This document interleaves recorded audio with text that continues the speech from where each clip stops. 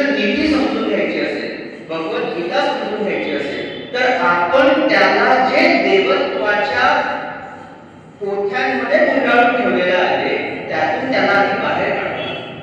त्याला आपल्या पातळीवर आणण्यासाठी आपण त्याला समजून घ्यावं लागतं. राष्ट्रीय स्वयंसेवक संघ अरण्येश्वर शाखा आयोजित लक्ष्मीकांत जांभळकर स्मृती व्याख्यान मालिकेत आज प्रथम पुष्प प्रसिद्ध व्याख्याते मयूर भावे यांनी गुंतले.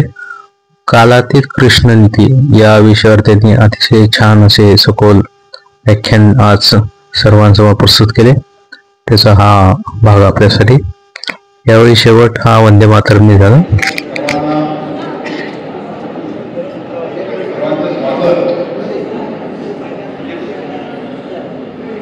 आणि सर्वांना नमस्कार.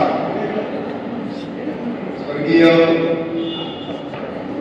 पंडित लक्ष्मीकांत जांभोळकर यांच्या स्मृतीप्रित्यर्थ आपण आयोजित करत असलेल्या या व्याख्यानमालेच्या पहिल्या पुष्पाला अतिशय चांगल्या संख्येने आलेल्या सर्व नागरिक माता बंधू भगिनींचं मनपूर्वक स्वागत.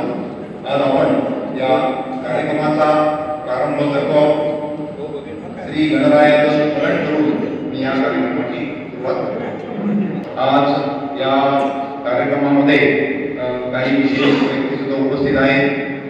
या परिसरामध्ये गेली 25 वर्ष सातत्याने एक उत्तम व्याख्यानमाला चालवणारे सहजीवन व्याख्यानमाला विनयजी कुलकर्णी हे या ठिकाणी उपस्थित आहेत.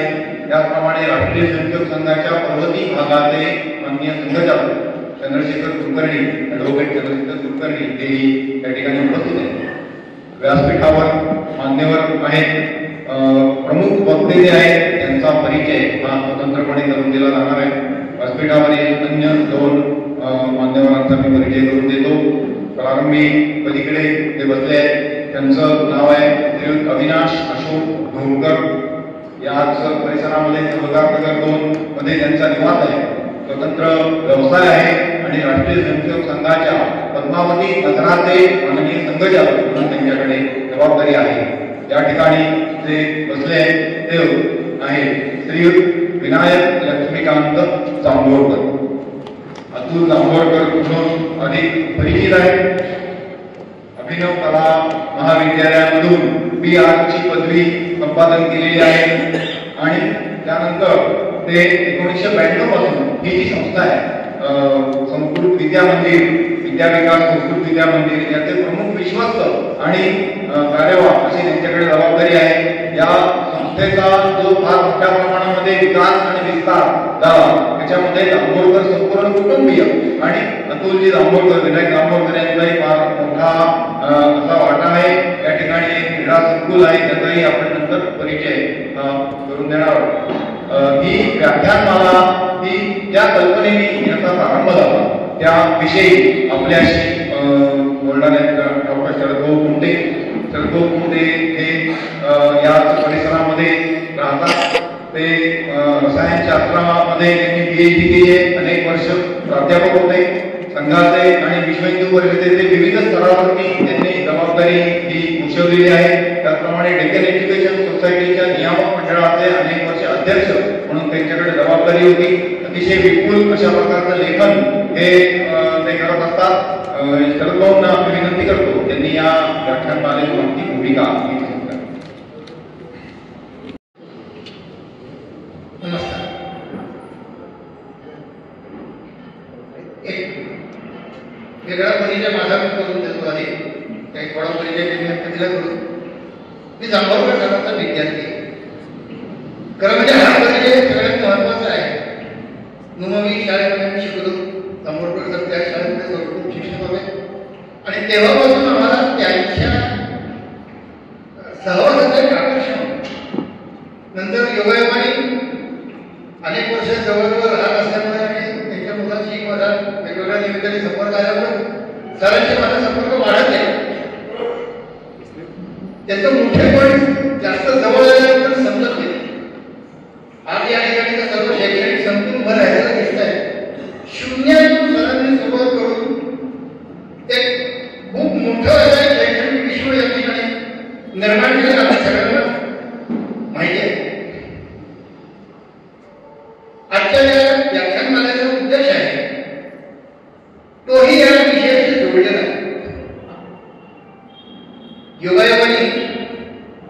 यावर्षी 2 मोठ्या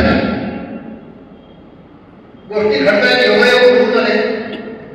एक राष्ट्रीय संसद संघाची शताब्दी 100 वर्ष संघाला पूर्ण झाली. त्यानिमित्ताने वर्षभर अनेक कार्यक्रम सुरू आहेत. आणि आता जसा उल्लेख झाला, वंदे मातरम हे नुसतं राष्ट्रगान म्हणण्याच्या कारणी एक विलक्षण मंत्र आहे की ज्याने या देशाला स्वातंत्र्य मिळवून देण्याच्या कामामध्ये मोठी भूमिका बजावली. त्या वंदे मातरम या मंत्राची निर्मिती झालेला आता 150 वर्ष पूर्ण होतात. हे दोन्ही उपयोग फार महत्वाचे आहे.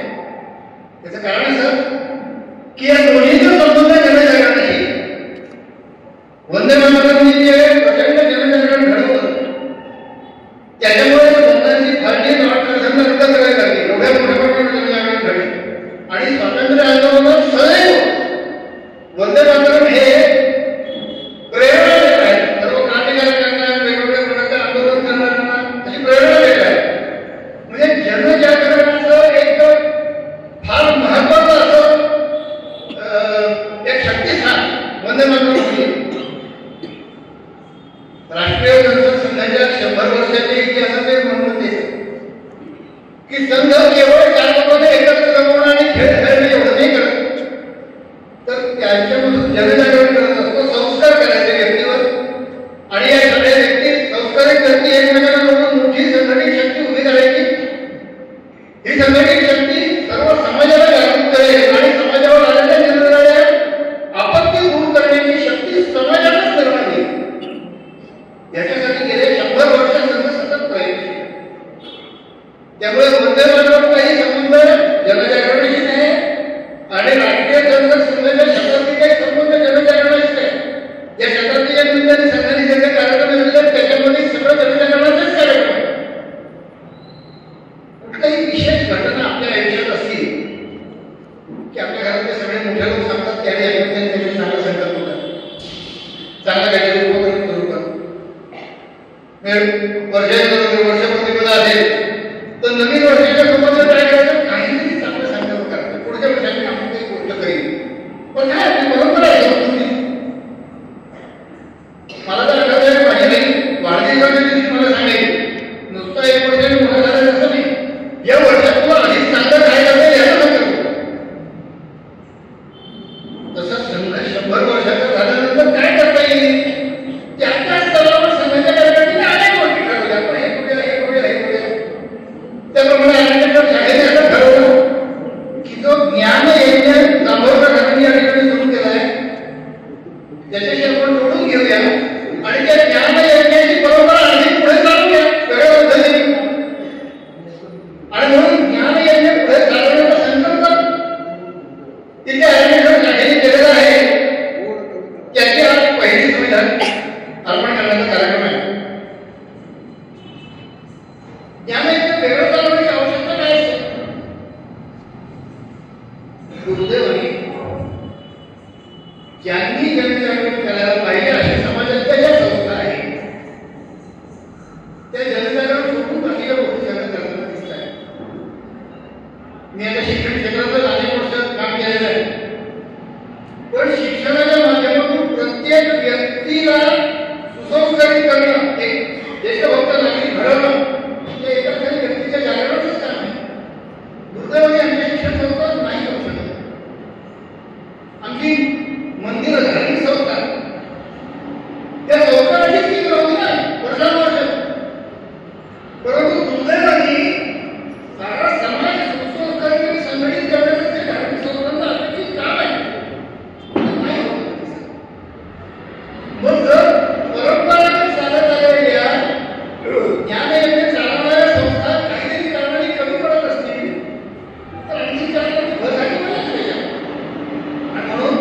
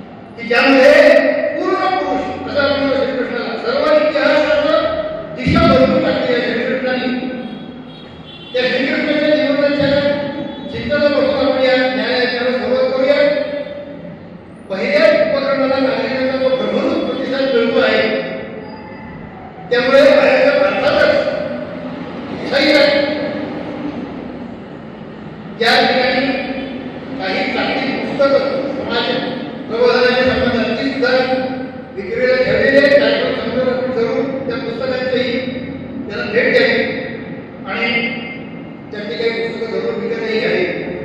मी सर्व नागरिकांचे पुन्हा एकदा या उत्तम प्रतिसादाबद्दल आभार मानतो आणि या ज्ञानाला सतत आपला असाच पाठिंबा राहा अशी एक विनंती करतो. एक छोटी गोष्ट जोडायची.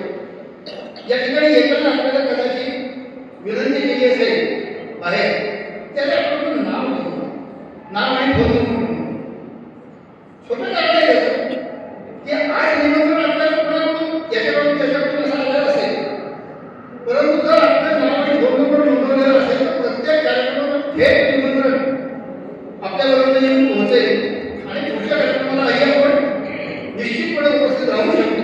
याच्यासाठी कसा निश्चितपणे उपयोग आहे. त्यामुळे ज्यांनी आपलं एखादं असं नाव नोंदवलं नाही आहे, आपला फोन नंबर नोंदवला नाही आहे, त्यांनी तो जरूर नोंदवावा आणि आम्हाला सहकार्य करावं अशी मी विनंती करतो. धन्यवाद. कन्या वैद्य हा सर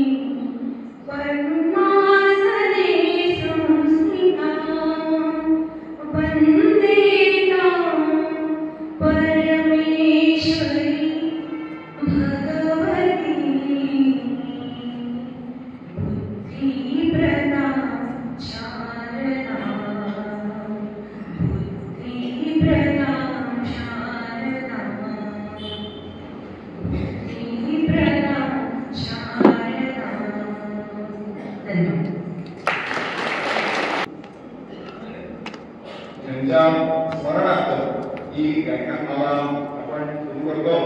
ते पंडित सर यांचा संक्षिप्त जीवनचरित्र थोडक्यामध्ये मी सांगणार आहे. विद्यादान आणि नवीन पिढीवर संस्काराचा ध्यास घेतलेलं एक ऋषितुल्य व्यक्तिमत्व म्हणजे दाभोळकर सर. 1 जुलै 1927 या दिवशी विदर्भातल्या मेहकर या तालुक्यामधल्या अराळा या गावी त्यांचा जन्म झाला. घरी शेती हा मुख्य व्यवसाय होता, तरी सुद्धा त्यांच्या वडिलांनी लक्ष्मीकांत दाभोळकर यांना शिक्षणाची गोडी लावली.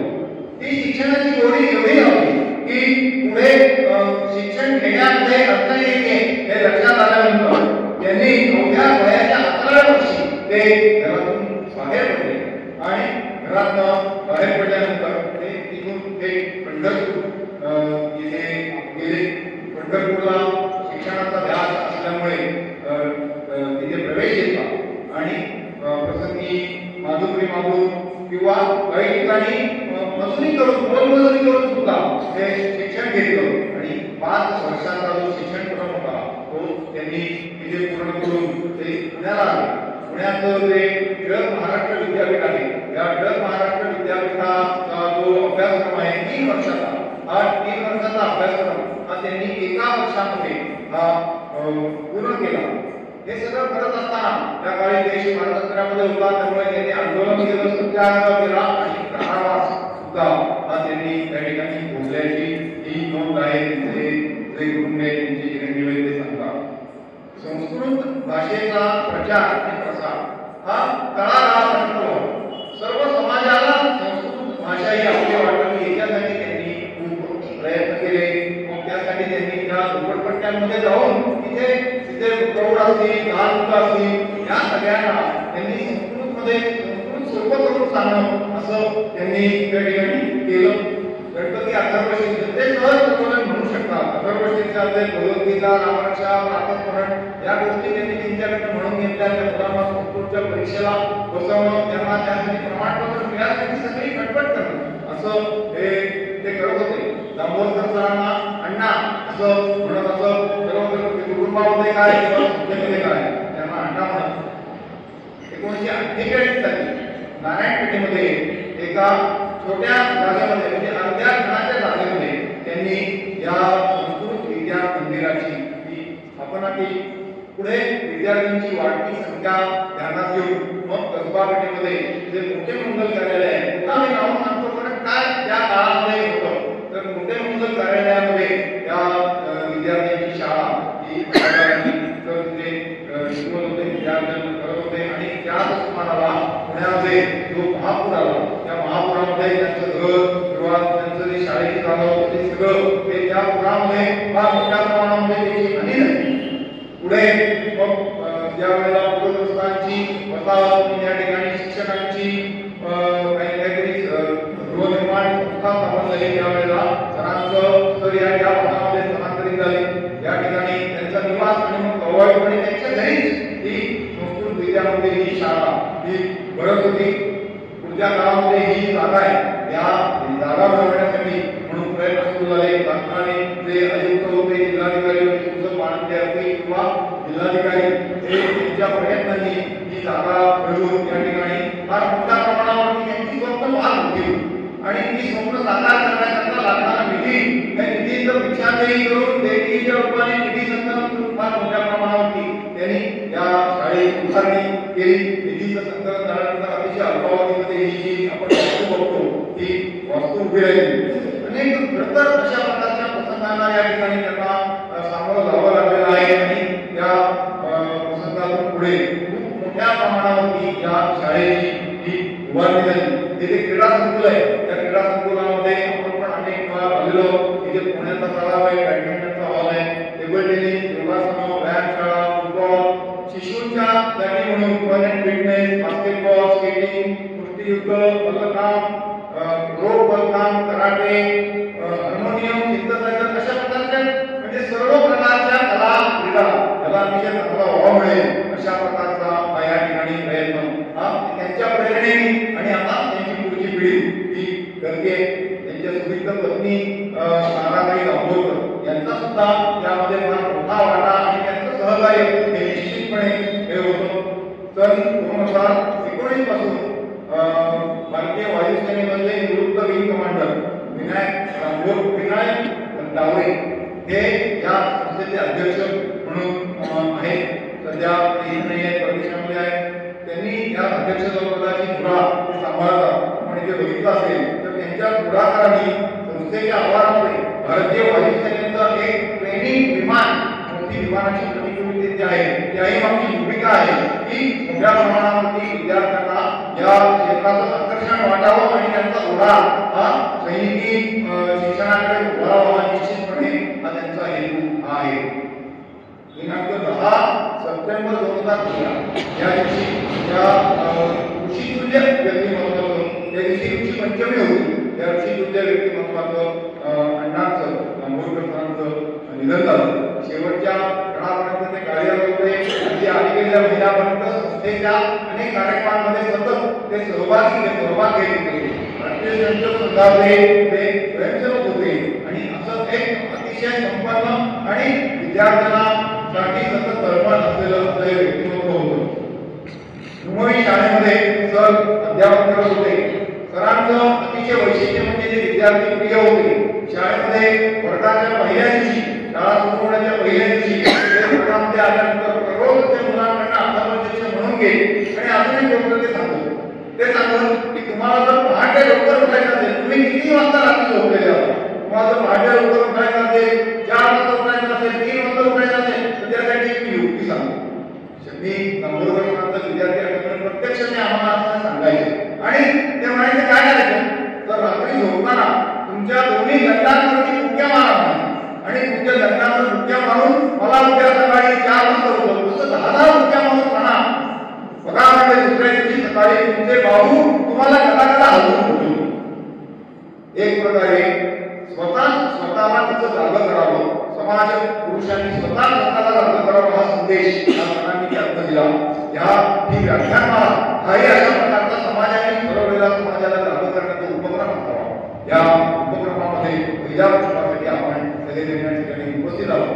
आता यानंतर आपल्या कार्यक्रमाचे प्रमुख वक्ते यांचा परिचय श्री भगवानराव राहतात हे करून देणार आहे. भगवानराव राहतात हे ज्येष्ठ पत्रकार आहेत, अनेक विविध वृत्तपत्रांमध्ये त्यांनी काम केलंय. ते स्वतः उत्तम लेखक ब्लॉगर आहेत, त्यांची काही पुस्तकं प्रकाशित झालेली आहेत आणि त्यांना विनंती करतो की त्यांनी आमचे प्रमुख वक्ते यांचा परिचय करून देणाऱ्या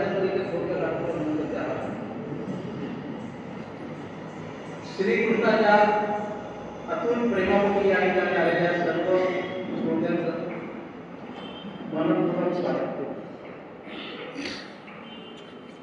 मित्रांनो, आपला अभ्यास आणि आपली साधना या दोन्ही गोष्टीच्या द्वारे अतिशय लहान वयात वक्तृत्व सिद्धी प्राप्त केलेल्या मयूर भावे यांचं हे पहिलं पुष्प ऐकण्यासाठी आपण या ठिकाणी सगळे एकत्र करतो आहोत. एकदम योग सांगतो, म्हणजे याला योगायोग म्हणता येईल असं सांगितल्याशिवाय राहत नाही म्हणून सांगतो. हा परिचयाचा भाग नाही. आज 8 तारीख आहे. आम्ही जर काही भाषण तारखेला ठरवलं होतं, पण परिस्थिती असेल आणि मग मी विचार केला की ज्याच्याविषयी बोलायचं आहे किंवा ज्याला आठवायचं आहे तो देवकीचा आठवा होता आणि म्हणून कदाचित ती 8 तारीख आम्हाला घ्यावी लागली असतात. हा योगच नव्हता. दुसरा एक थोडा वेगळ्या स्वरूपाचा संदर्भ आहे. महाभारताचं युद्ध जे सुरू झालं ते मार्गशीर्ष एकादशी. आता मार्गशीर्ष एकादशी येते 1 डिसेंबर या वर्षी. म्हणजे युद्ध जेव्हा सुरू झालं त्या युद्धाच्या काही दिवस आधी भगवान श्रीकृष्ण शिष्टाईसाठी दुर्योधनाकडे गेले असावे. म्हणजे मार्गशीर्ष एकादशीच्या काही दिवस आधी म्हणजे शास्त्रीच्या या दिवसातच ती शिष्टाई घडली असेल आणि म्हणून यावेळेस हे व्याख्यान होणं हे आणखी मला जरा समयोजित वाटतं. तिसरा एक मुद्दा आहे की आपले वक्ते जे मयूर भावे त्यांचं नावच मयूर आहे. मयूर म्हणजे मोर, म्हणजे मोरपंख. मोरपंख हे तर कृष्णाचं प्रतीक आहे. आणि भावे म्हटल्यानंतर काही जणांना सोबत आठवेल, पण इथे जमलेल्या बहुतांश लोकांना विनोबा आठवतो. आणि विनोबा म्हणजे गीताई आणि गीताई म्हणजे श्रीकृष्ण. या अर्थाने आजच्या वक्त्यांचं नाव सुद्धा आठवत आहे. मयूर भावे म्हणजे खानदेशातले, जळगावमध्ये सुरुवातीला आणि नंतर दरबारी कॉलेजमध्ये त्याचं शिक्षण झालं. पण कॉलेजमध्ये असल्यापासूनच त्यांना वक्तृत्वाचा ध्यास होता. सुमारे 150 स्पर्धांमध्ये त्यांनी भाग घेतला राज्यात आणि राज्याबाहेर. आणि महाराष्ट्रातली अशी एकही स्पर्धा नसेल की जिथं त्यांनी पारितोषिक मिळवलं नाही. नुसतं वक्तृत्वच नाही, वेगवेगळ्या वृत्तपत्रांमध्ये वेगवेगळ्या संदर्भात त्यांनी अनेक लेख लिहिले आहेत. सध्या ते दैनिक सकाळमध्ये संपादक विभागात काम करतात. त्यांचं 676 विठ्ठलपेठ हा लघुनिबंध संग्रह सुद्धा प्रकाशित झालेला आहे.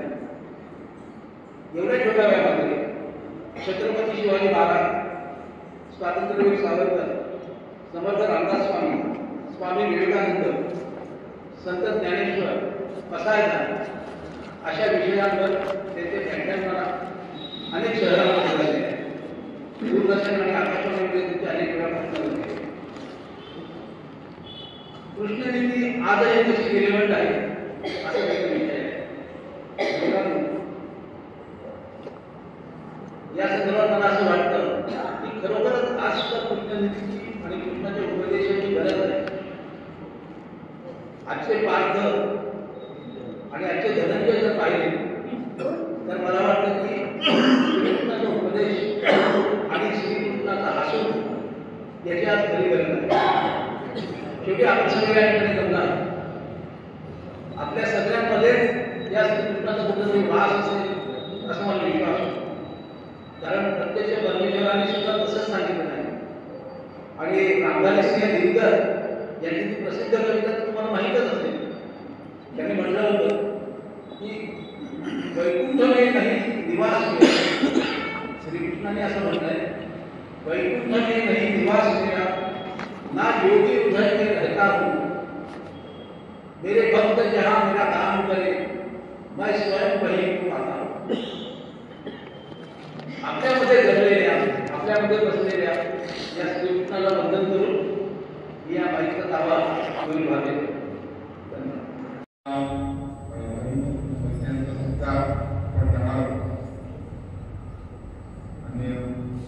अविनाशी उंकर हे त्यांचा सत्कार करते. पुस्तक आणि पुष्पगुच्छ असं श्री भावे यांना देतात.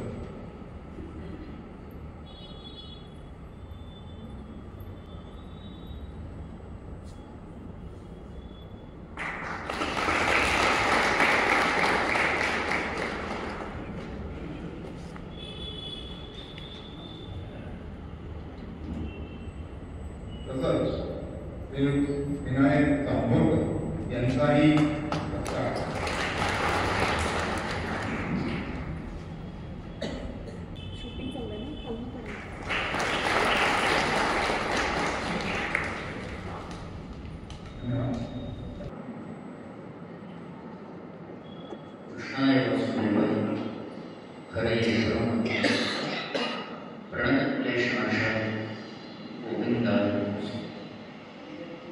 उपस्थित सर्वांनाच मनपूर्वक नमस्कार. जांभूळकर व्याख्यानमालेच्या निमित्ताने आपण सर्वजण इतक्या मोठ्या संख्येने या सभागृहात उपस्थित राहिलात त्याबद्दल मी तुम्हा सर्वांचे खूप मनापासून आभार मानतो. ज्यांनी मला इथे बोलवलं, माझ्याशी संपर्क साधला आणि माझा इतका छान परिचय करून दिला त्या भगवान दातार सरांचे मी विशेष आभार मानतो. कारण त्यामुळे मला ही संधी मिळाली. खरं दातार सरांसारख्या ज्येष्ठ पत्रकारांनी माझ्यासारख्या माणसाचा परिचय करून देणं म्हणजे DYSPने हवालदाराची ओळख करून देण्यासारखं असतं. पण तो एक वेगळा स्नेहबंध असतो, अनुबंध असतो आणि त्यामुळे त्याचा एक वेगळा आनंदही असतो. या व्याख्यानमालेच्या निमित्ताने जांभोळकर सरांच्या बद्दल मला जे जे काही ऐकायला मिळालं, मगाशी मी सरांना हे सांगत होतो की जेव्हा जेव्हा मी याचं पोस्टर माझ्या व्हॉट्सअप स्टेटसवर ठेवलं किंवा फेसबुकवर शेअर केलं किंवा ज्यांना ज्यांना हे कळलं त्यांच्यापैकी कित्येक लोकांनी मला हे सांगितलं की आम्ही या शाळेचे विद्यार्थी आहोत किंवा होतो किंवा जांभोळकर सरांना ओळखत होतो, त्यांचे विद्यार्थी होतो. आणि अशा एका व्यक्तिमत्वाच्या स्मृतीनिमित्त आयोजित करण्यात आलेल्या व्याख्यानमालेमध्ये मला बोलण्याची संधी मिळते आहे हे मी खरोखरच माझा भाग्य समजतो. या निमित्ताने एक नवीन उपक्रम हाती घेण्यात आला. ही व्याख्यानमाला आता सुरू झाली आणि दर महिन्याला एका चांगल्या वक्त्याचं व्याख्यान ऐकण्याची संधी तुम्हाला मिळते आहे. याबद्दल मी व्याख्यानमालेच्या संचालकांचं, पदाधिकाऱ्यांचं, सर्व कार्यकर्त्यांचं आणि हा एकूणच कार्यक्रम चांगल्या पद्धतीने पार पडावा यासाठी मेहनत घेतलेल्या तुम्हा सर्वांचं सुरुवातीलाच अभिनंदन करतो. खरं म्हणजे कालातीत कृष्णनीती असा विषय मांडत असताना मला जितका मोह कृष्णनीती या शब्दाचा होत नाही किंवा झाला नाही, त्याहीपेक्षा अधिक मोह मला कालातीत या शब्दाचा झाला. याच्यामागचं कारण असं की आजपर्यंत भारतीय संस्कृतीमध्ये आणि आपल्याकडे सुद्धा दुसरी कुठलीही नीती मांडली गेली नाही असं झालेलं नाही. महाभारतामध्ये सुद्धा आपण पाहिलं तर भीष्मनीती होती, विदुर नीती होती, उद्धव नीती होती, विविध प्रकारच्या नीती होत्या. कारण तशा पद्धतीने विचार करणारी माणसं होती, त्यांचा तेवढा अभ्यास होता, ते तत्ववेत्ते होते, नीतिवत्ते होते.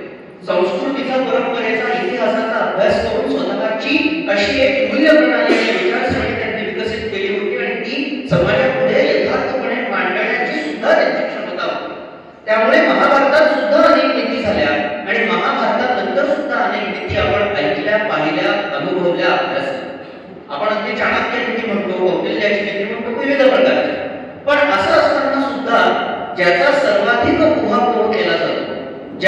ज्याच्याबद्दल सर्वाधिक बोललं जातं, ज्याच्याबद्दल सर्वाधिक चर्चा केली जाते, त्या कृष्ण निधीचं काही थोडक्यात चिंतन करण्यासाठी आज आपण इथे सर्वजण जमलेलो आहोत. मग खरं पाहता कृष्ण निधी अशी काय वेगळी होती?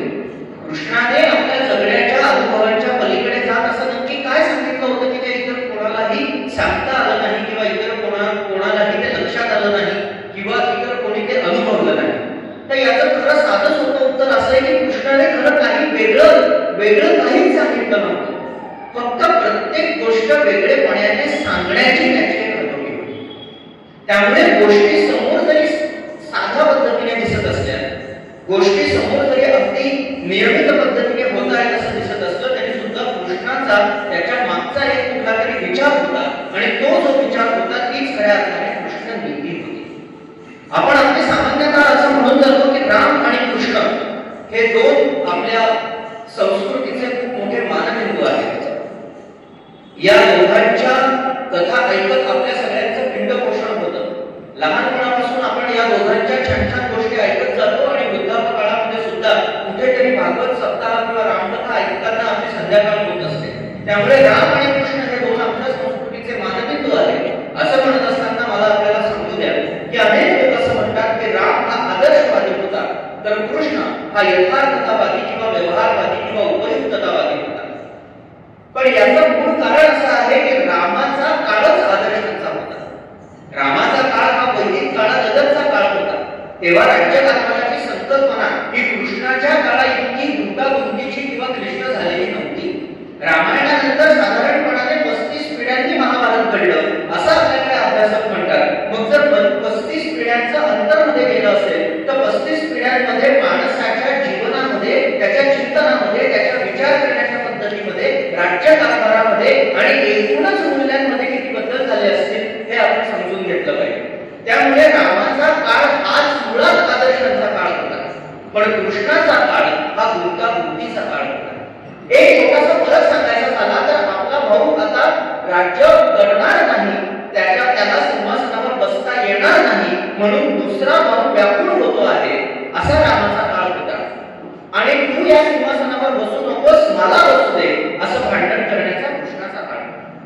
त्यामुळे या दोन काळांचा जर आपण साकल्याने विचार केला तर राम हा त्याच्या काळात आदर्शवाद करतो आणि कृष्ण हा त्याच्या काळामध्ये आदर्श करतो. राम ही मनुष्यत्वाने देवत्वाचा घेतलेला वेध आहे आणि कृष्ण ही देवत्वाने मनुष्यत्वाच्या हाकेला दिलेली ओळ आहे.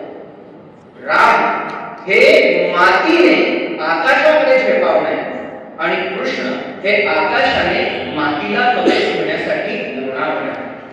त्यामुळे या दोन पद्धतींचा जेव्हा आपण विचार करतो तेव्हा आपल्याला त्या काळामध्ये ती गोष्ट योग्य आहे असं वाटत जातं. राम हा त्याच्या काळामध्ये सातत्याने हेच म्हणतो आहे की आत्मानं मानुषम वंदे रामं दशरथात्मज. मी मनुष्य असून, मनुष्य रूपातला असून दशरथाचा पुत्र असलेला राम आहे आणि कृष्ण त्याच्या अवताराचं प्रयोजन सांगताना परित्राणाय साधूनां विनाशाय च दुष्कृतां धर्म संस्थापनार्थाय संभवामि युगे. इतकंच नाही तर यदा यदा धर्मस्य ग्लानिर्भवति भारत अभ्युत्थानमधर्मस्य तदात्मानं सृजाम्यहम् हे आश्वासनही तो देतो आहे.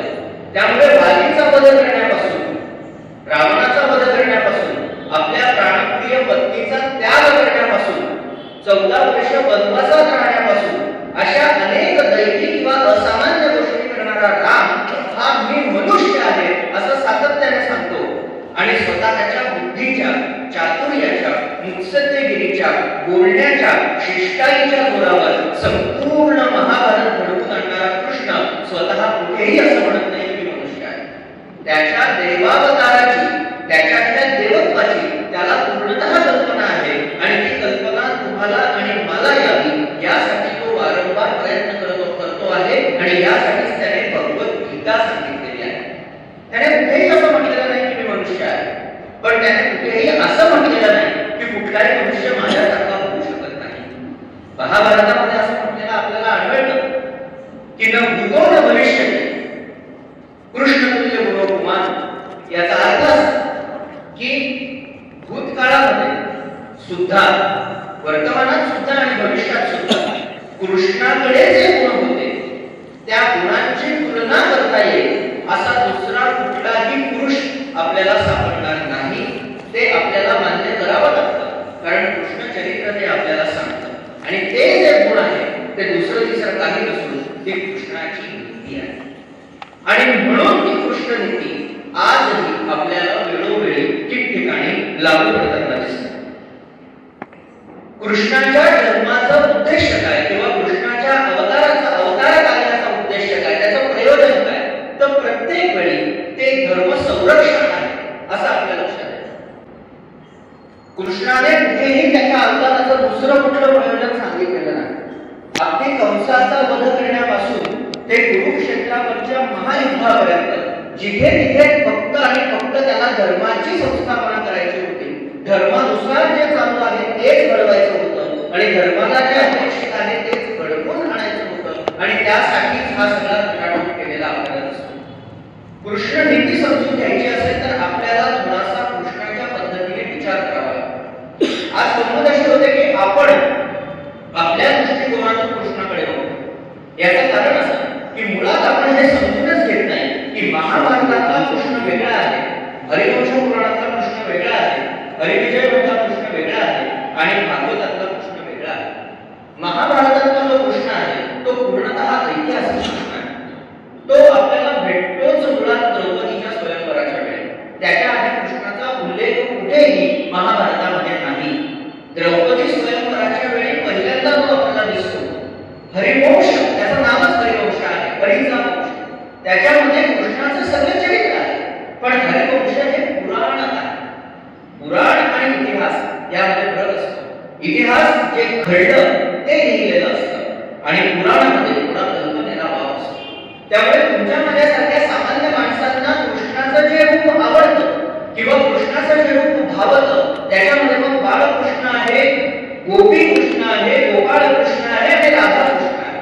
कृष्णाची ही चार रूपं आपल्यापैकी प्रत्येकाला आवडतात, त्यांच्या लीला ऐकायला आवडतात. आपण आपल्या देवघरामध्ये कृष्ण ठेवतो, तो याच भावनेतून ठेवतो, कारण तिथपर्यंत त्याचं लीलेचं कार्य सुरू आहे.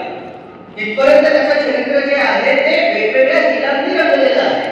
मग त्याच्यामध्ये गोवर्धन पर्वत उचलणं असेल, त्याच्यामध्ये कंसाचा वध असेल, त्याच्यामध्ये राधेशी त्याचा जो संबंध जोडलेला आहे तो आहे. खरं म्हणजे राधा हे पात्रच महाभारतात कुठेही नाही. अमियोस्तुत राधा असा एक संदर्भ कुठेतरी ओझरता आलेला आहे. त्यावरून आपल्या लोकांनी ते एक वेगळं निर्माण केलं, मला त्यात पडायचं नाही, पण तो एक भाग आहे सगळा.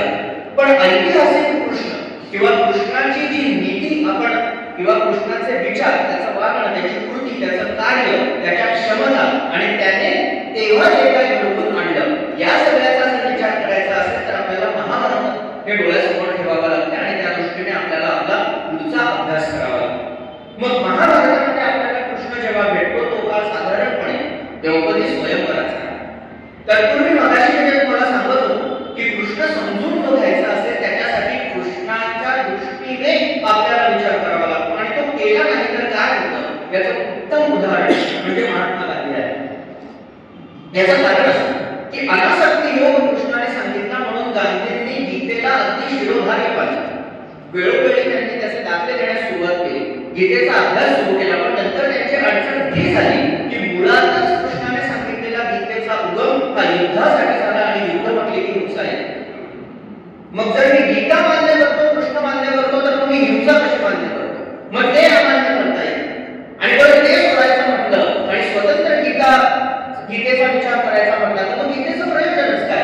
मुळात गीतेचं प्रयोजन हेच युद्धासाठी अर्जुनाला प्रवृत्त करणं हे आहे. त्याला बाकीचं जे काय सांगितलं कृष्णाने, त्याच्या कर्तव्याची जाणीव करून दिली, त्याचा जन्म कशासाठी झाला, मनुष्याचा जन्म कशासाठी होतो, त्याची नीती कर्तव्यता काय आहे, मोक्ष कशाने मिळेल, तो ऐकत नाही म्हटल्यावर विश्वरूपच दाखवलं. हे सगळं कशासाठी घडलं? कारण की त्याने युद्धाला तयार व्हावं म्हणून.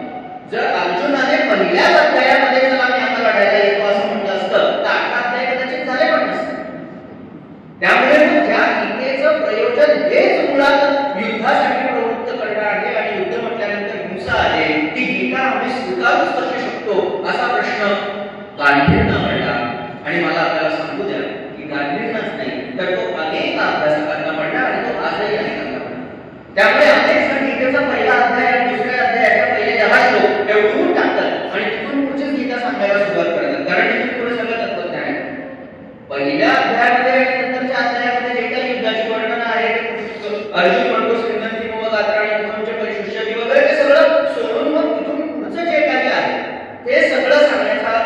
एक प्रकारे अट्टहास दिसतो, पण मग त्याच्यातून गांधींनी असा एक मधला मार्ग काढला होता की जे दुष्ट आणि सुष्ट आहे, जे चांगलं आणि वाईट आहे, त्याचा मानसिक दृष्टीने विचार करण्यासाठी आम्ही गीतेचा अभ्यास करतो वगैरे. ठीक आहे, एक प्रकारे सोय झाली किंवा पळवाट झाली, पण हे सगळं जर कुठल्या माणसाला थेट कळलं असेल तर ते लोकमान्य टिळकांना कळलं. आणि म्हणून त्यांनी गीता रहस्य लिहिलं आणि त्याच्यामध्ये त्यांनी कर्मयोगाचं एक वेगळं प्रतिपादन केलं आणि कर्मयोगाच्या दृष्टीने त्यांनी गीतेकडे पाहिलं. मला हे सगळं सुरुवातीला यासाठी सांगायचं आहे की कृष्ण नीती समजून घ्यायची असेल, भगवद्गीता समजून घ्यायची असेल, तर आपण त्याला जे देवत्वाच्या पोथ्यांमध्ये गुंडाळून ठेवलेलं आहे त्यातून त्याला आधी बाहेर काढावं. त्याला आपल्या पातळीवर आणण्यासाठी आपण त्याला समजून घ्यावं लागतं आणि मग त्याच्या प्रत्येक घटनेच्या मागे त्याचा काय विचार होता हे आपल्याला कळतं आणि त्या दृष्टीने आपण पुढच्या घटनेचा संदर्भ लावू शकतो. कारण कृष्ण हे एक असं व्यक्तिमत्व आहे की त्याच्या प्रत्येक कृतीच्या मागे एक विचार आहे आणि त्याच्या प्रत्येक विचारानंतर त्याची पुढची कृती आहे. त्याची कुठलीच कृती अशी नाही की जिच्या मागे कोणताही विचार नाही आणि त्याचा कोणताही विचार असा नाही की ज्याच्या नंतर दुसरी कुठलीही कृती त्याने केलेली नाही. तो विचार अर्धवट राहिला असं कधीही होत नाही. आणि त्यामुळे कृष्णाचं जेव्हा वर्गीकरण महाभारतामध्ये झालं, मी मगाशी आपल्याला म्हणालो, ते मुळातच यासाठी झालेलं आहे की प्रसंग असा होता, वर्णन असं आहे की ब्राह्मणाच्या वेशामध्ये असलेल्या अर्जुनाने द्रौपदी स्वयंवरासाठी असलेला जो पण होता तो पण पूर्ण केला. त्याने द्रौपदीला जिंकलं. पण तिथे त्यावेळी उपस्थित असलेले जे कोणी सगळे क्षत्रिय राजे होते ते सगळे क्षत्रिय राजे प्रचंड चिडले आणि आम्ही इथे असताना आणि आम्ही क्षत्रिय असताना सुद्धा एका ब्राह्मणाने हातामध्ये धनुष्य घ्यावं आणि इतकंच नाही तर पणही पूर्ण करावा आणि या राजकुमारीला आमच्या समोर जिंकून घ्यावं हे त्यांना सहन होईना. म्हणून त्यांनी प्रचंड मोठ्या प्रमाणामध्ये इथे एक प्रकारे या सगळ्या गोष्टींवरती आक्षेप घेतला आणि त्यांनी अर्जुनाला युद्धाचं आवाहन सुद्धा केलं. आपल्याला माहिती आहे की त्याच वेळी कर्ण हा दुर्योधनाच्या बाजूने उभा राहिला. अर्जुन आणि कर्णामध्ये युद्ध सुरू झालं. त्या दोघांच्याही बाणांचा वेग इतका होता की ते दोन्ही बाण खाली पडत नव्हते, ते आकाशामध्ये एकमेकांशी टक्कर घेत होते. बाणांचा मोठा खच पडला, इतका खच पडला की तो उंचीच्या वर जाऊ लागला. त्यावेळी कृष्ण उभा राहिला. त्याने दोन्ही दिगांवर हात ठेवले आणि तो म्हणाला की द्रुपद राजाला आणि त्याच्या सैनिकांना नवीन बाण निर्माण करण्यासाठी आता वेळ लागेल, बाण संपले आहेत, त्यामुळे तुम्ही आता थांबा. आणि तिथून पुढे जी द्रौपदी आहे ती धर्मचिता कशी आहे, ती धर्मानेच कशी जिंकून घेतलेली आहे. अर्जुनाने हा फक्त वेश घेतला होता पण खरा क्षत्रिय कसा आहे हे सगळं त्या लोकांना पटवून देण्याचं काम कृष्णाने केलं. तिथून कृष्ण आणि पांडव यांचा संबंध सुरू झाला. ती कृष्णाने महाभारतातली केलेली पहिली शिष्टाई की जी सफल ठरली. अर्जुनाला द्रौपदी मिळाली आणि तिथून कृष्णाने जो पांडवांचा हात धरला तो अश्वमेध यज्ञाच्या संकल्पापर्यंत सोडलेला याच्यामध्ये अजून एक गोष्ट मला तुम्हाला सांगू द्या की अर्जुन पांडवांच्या सोबत आहे, कृष्ण पांडवांच्या सोबत सावलीसारखा आहे, पण कृष्ण कधीही पांडवांमध्ये गुंतले नाही. कृष्णाने त्याची प्रत्येक कर्तव्य पूर्ण केलं. प्रत्येकाला त्याच्या त्याच्या मानाप्रमाणे ज्या ज्या गोष्टी करायच्या होत्या त्या केल्या. प्रत्येक जण अडचणीत असताना त्याला त्याच्या अडचणीतून बाहेर काढलं. प्रत्येकासाठी जे जे हिताचं होतं ते ते हिताचं केलं. इतकंच नाही तर आपल्यासारख्या सामान्य माणसाला ज्या गोष्टी चुकीच्या वाटतात त्या सुद्धा कृष्णाने केल्या आणि त्या अंतिमतः बरोबर ठरल्या असं आपण बघतो. आपण सामान्यतः असं म्हणतो येतो धर्मस्ततो जया, पण या वाक्याचा जर आपण महाभारताच्या संदर्भामध्ये अर्थ लावायचा म्हटला तर जिथे धर्म आहे तिथे विजय होतो किंवा धर्माचाच नेहमी विजय होतो. याचं महाभारतामध्ये जर आपल्याला सगुण साकार रूप पाहायचं असेल तर जिथे कृष्ण आहे तिथे विजय. कारण कृष्ण हा प्रत्यक्ष धर्म म्हणूनच तिथे उभा आहे. मुळातच कृष्णाची सत्याची व्याख्या काय हे मी नंतर सांगणारच आहे, पण त्याच्या आधी मला कृष्णाने केलेली एक प्रतिज्ञा आपल्या सगळ्यांना सांगू द्या. खरं म्हणजे ही कुरुक्षेत्राच्या युद्धाच्या नंतर घडलेला प्रसंग आहे जेव्हा अश्वत्थामाने पांडवांचा आता निर्वंश करून टाकायचा असं म्हणून अस्त्र सोडलं आणि त्या अस्त्राचा परिणाम उत्तरेच्या गर्भावरती आता होईल का अशी चिंता निर्माण झाली. त्यावेळी सगळे पांडव आणि कुंती कृष्णाकडे गेले आणि त्यांनी सांगितलं, तू वचन दिलं होतंस की आमच्या वंशाचं संरक्षण करशील, मग असं असताना जर आता या अस्त्राचा परिणाम झाला तर उत्तरेचा गर्भ गळून पडेल का? त्यावेळी कृष्णाने घेतलेली एक प्रतिज्ञा आहे.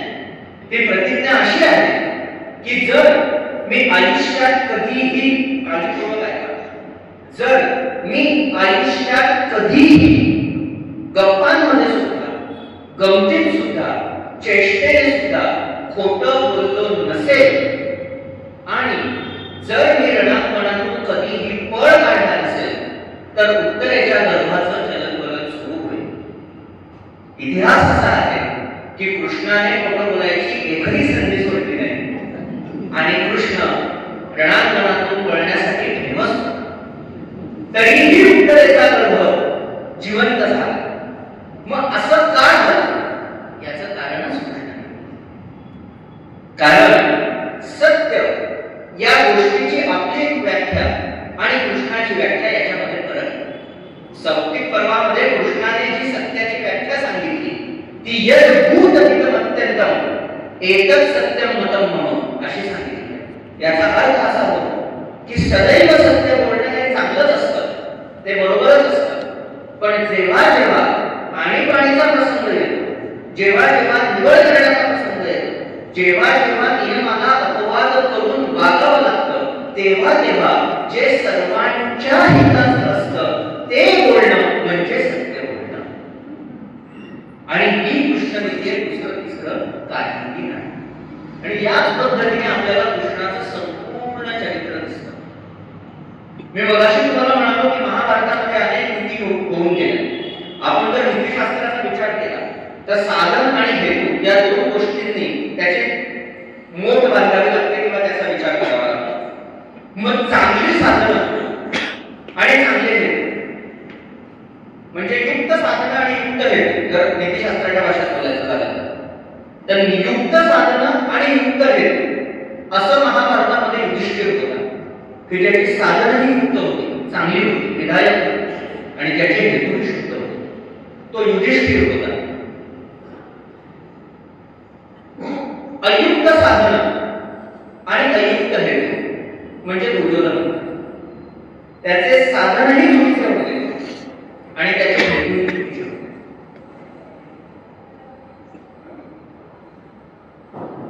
इतकंच नाही तर युक्त साधन पण अयुक्त हेतू याचं उदाहरण म्हणजे दुर्योधन. कारण चांगली साधनं जरी असली तरी तुमचा हेतू वाईट आहे. त्यामुळे त्याचंही उदाहरण पुन्हा एकदा दुर्योधनच द्यावं लागतं. पण हे तीन तर आपण ऐकलं, पण सगळ्यात महत्वाचं म्हणजे अयुक्त साधन पण युक्त म्हणजे भगवान.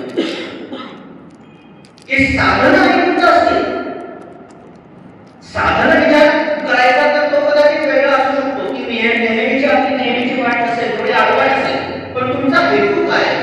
तुमचा जर हेतूच वाईट असेल ना तर तुम्हाला कधीही क्षमा नसते कुठेही. पण जर तुमचा हेतू चांगला असेल आणि त्याच्यासाठी एखादी कृती जरा तुम्ही वेगळी करावी लागत असेल आणि तुमचा हेतू जर लोकांना पटत असेल किंवा तो हिताचा असेल तर त्याच्याबद्दल नंतर शंका घेतली जात नाही.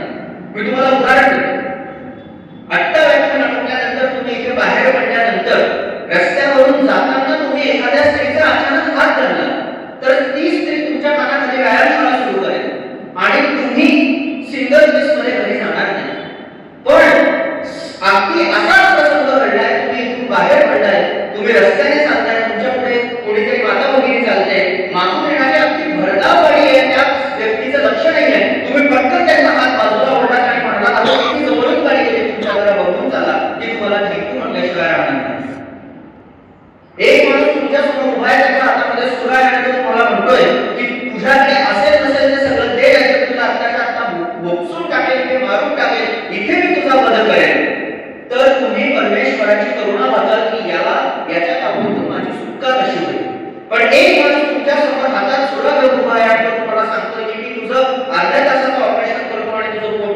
समजेल तर तुम्ही परमेश्वराची करुणा भागाल की चला याच्यामुळे माझ्या जवळची व्याधी मुक्त होणार आहे. तुम्ही कुठल्या तरी एका घरामध्ये आहात आणि अचानक बाहेरून तुम्हाला आवाज आला की या घराला आता दहशतवाद्यांनी वेढा घातलाय, आमच्या हातामध्ये शस्त्र आहे, तुम्ही बाहेर पडण्याचा प्रयत्न केलात तर तुम्ही मेलात, तर तुम्हाला प्रचंड त्रास होईल. तुम्हाला असं वाटेल आजचा दिवस आपला शेवटचा दिवस आहे, आपलं आयुष्य आता संपलंय. पण त्याच वेळेस जर 15 मिनिटांनी तुम्हाला दुसरं आव्हान ऐकू आलं की काळजी करू नका, आता आपल्या मदतीला इथली पोलीस यंत्रणा आलेली आहे किंवा इथल्या मदतीला आता भारतीय सेना आली आहे, तुम्ही सुखरूप असाल, तर तुम्हाला असं वाटेल की आपल्याला आता जणू काही पुनर्जन्म मिळाला. साधनं तीच आहे, परिस्थिती तीच आहे, माणसं तीच आहे, त्यांच्या हातातली शस्त्र तीच आहे. फरक आहे तो व्यक्तीचा, फरक आहे तो त्यांनी स्वीकारलेल्या किंवा ते मांडत असलेल्या सत्याचा, फरक आहे तो दृष्टिकोनाचा आणि फरक आहे तो परिस्थितीचा. त्यामुळे प्रत्येक परिस्थितीमध्ये कृष्ण कसा वागला, कृष्णने काय सांगितलं, काय केलं आणि त्याचा परिणाम काय झाला, हे जेव्हा आपण बघतो ना तेव्हा आपल्याला कृष्ण नीती कळायला. मग या कृष्ण नीतीचा अनेकांनी विविध पद्धतीने त्यांच्या पद्धतीने आकलन करण्याचा प्रयत्न केला. अनेकांनी त्यांच्या पद्धतीने त्यांच्या आकलन स्वरूपाने किंवा त्यांच्या क्षमतेनुसार किंवा त्यांनी जे वाचलं त्यानुसार त्याचं विवेचन करण्याचा प्रयत्न केला. पण अर्वाचीन काळामध्ये साधारणपणे 11व्या शतकात जर आपण पाहिलं तर काश्मीरी पंडित एक कवी होऊन गेले खूप मोठे. ते फक्त कवी नव्हते तर ते संस्कृतचे भाष्यकार पण होते आणि ते तज्ञ अभ्यासक पण होते. त्यांचं नाव क्षेमेंद्र भारती. त्या क्षेमेंद्र भारतींनी जे जो कृष्णाच्या नीतीचा अन्वयार्थ लावला तो अन्वयार्थ खूप साधा, सोपा आणि आपल्याला समजण्यात होता. क्षेमेंद्र भारतींनी असं सांगितलं की कृष्णाची नीती ही प्रामुख्याने 2 तत्वांवर आधारलेली आहे. त्यापैकी पहिलं तत्व म्हणजे अमला प्रज्ञा.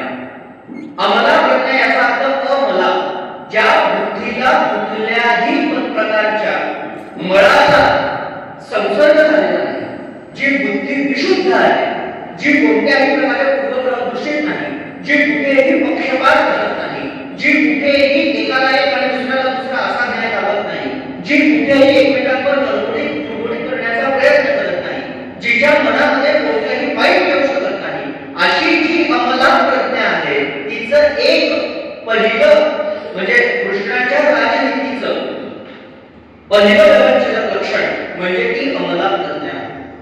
आणि दुसरं लक्षण त्यांनी सांगितलं ते म्हणजे सूक्ष्म दृष्टी. दृष्टी आपल्यापैकी सगळ्यांनाच असते, आपण सगळेच आपल्या पद्धतीने एखाद्या गोष्टीकडे पाहत असतो. पण जेव्हा आपल्याला एखादी वेगळी व्यक्ती खूप काहीतरी वेगळ्या पद्धतीचा संदर्भ देऊन आपल्या समोर असलेली तीच गोष्ट वेगळ्या पद्धतीने समजावून सांगते आणि आपल्याला मग त्याचे वेगळे फायदे किंवा तोटे दिसतात, तेव्हा आपण म्हणतो की अरे या दृष्टीने आम्ही विचारच केला होता. त्यावेळी जे आपण वाक्य वापरतो त्याच्यात आपण शब्द घालतो की या दृष्टीने विचार केला होता आणि म्हणून ती सूक्ष्म दृष्टी. तरी अमला प्रज्ञा आणि सूक्ष्म दृष्टी या दोघांच्या जर आपण या 2 मार्गांवरून किंवा या 2 लिटमस टेस्टच्या आधारे, या 2 तपासणी चाचण्यांच्या कसोटीच्या आधारे जर आपण कृष्णाचं चरित्र पाहिलं तर आपल्याला त्याची नीती समजून घेणं हे खूप सोपं होतं. मग कुठे होती कृष्णाची सूक्ष्म दृष्टी आणि ही अमला प्रज्ञा? तर कृष्ण शिष्टाई हे अमला प्रज्ञेचं सगळ्यात मोठं उदाहरण की त्याला हे संपूर्णपणे माहीत होतं की पांडव युद्धाला तयार नाही किंवा त्यांना युद्ध टाळायचं आहे किंवा त्यांची तशी परिस्थिती पण नाही कौरवांच्या तुलनेमध्ये. आणि कौरवांना मात्र अट्टहासाने युद्ध हवंच आहे, कारण अहंकार आहे, मान आहे, लोभ आहे, मद आहे, मत्सर आहे, क्रोध आहे, सगळंच आहे. वर्चस्व स्थापन करण्याची अतीव लालसा आहे. त्यामुळे कौरवांना युद्ध हवंच आहे आणि पांडवांना मात्र ते परवडेल की नाही याची शंका आहे. असं असताना एखाद्या माणसाने शिष्टाई करायला जाणं तर ती शिष्टाई असफलच होणार हे कृष्णासारख्या माणसाला माहित नसेल काय? माहित असेल. पण अमला प्रज्ञा याचा अर्थ कसा होतो की जिथे तुम्ही फक्त स्वतःच्याच हिताचा विचार करत नाही तर समोरच्याच्याही हिताचा विचार करता. आणि म्हणून कृष्णाने कौरवांना याची सुद्धा जाणीव करून दिली की जरी युद्ध झालं आणि त्याचा निर्णय जो काय लागायचा तो नंतर लागला तरी सुद्धा हानी ही दोन्ही पक्षांची प्रचंड मोठ्या प्रमाणावर होणार आहे. आपण शंभराकरता असं गृहीत धरा की दुर्योधनाने जर खरोखरच कृष्णाचं ऐकलं असतं आणि 5 गावांचा प्रस्ताव मान्य केला असता तर प्रचंड मोठा संहार टळला असता. 40 लाख वीरपुरुष मेले ही काही छोटी गोष्ट नाही.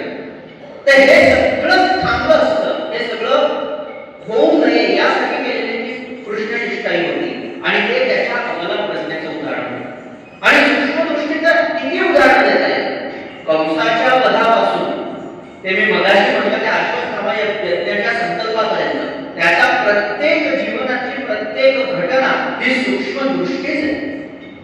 आपण कंसाच्या वधाकडे फक्त कंसाचा वध केला या दृष्टीने बघतो, पण तसं नाही.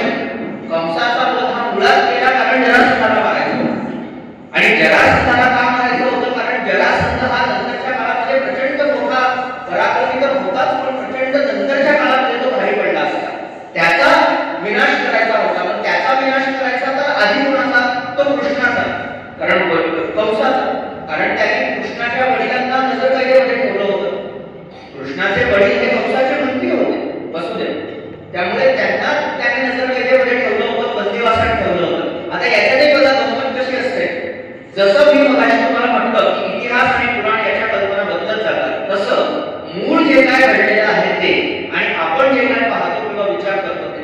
आता आपण रामानंद सागरे यांच्या सिरियल मध्ये असं पाहिलं की ते तिथे साखळदंड घातले, ते असं काही नाही झालं. असं असेल ते जातील कशी बिचारी वस्तू. इथून ते इथपर्यंत जायचं, ते घेऊन जायचं टोपलीमध्ये छोटं बाळ, असं काही झालेलं नाही. मुळात वसुदेव हा कंसाचा मंत्री होता, त्याचं स्वतःचं काहीतरी असणार की नाही.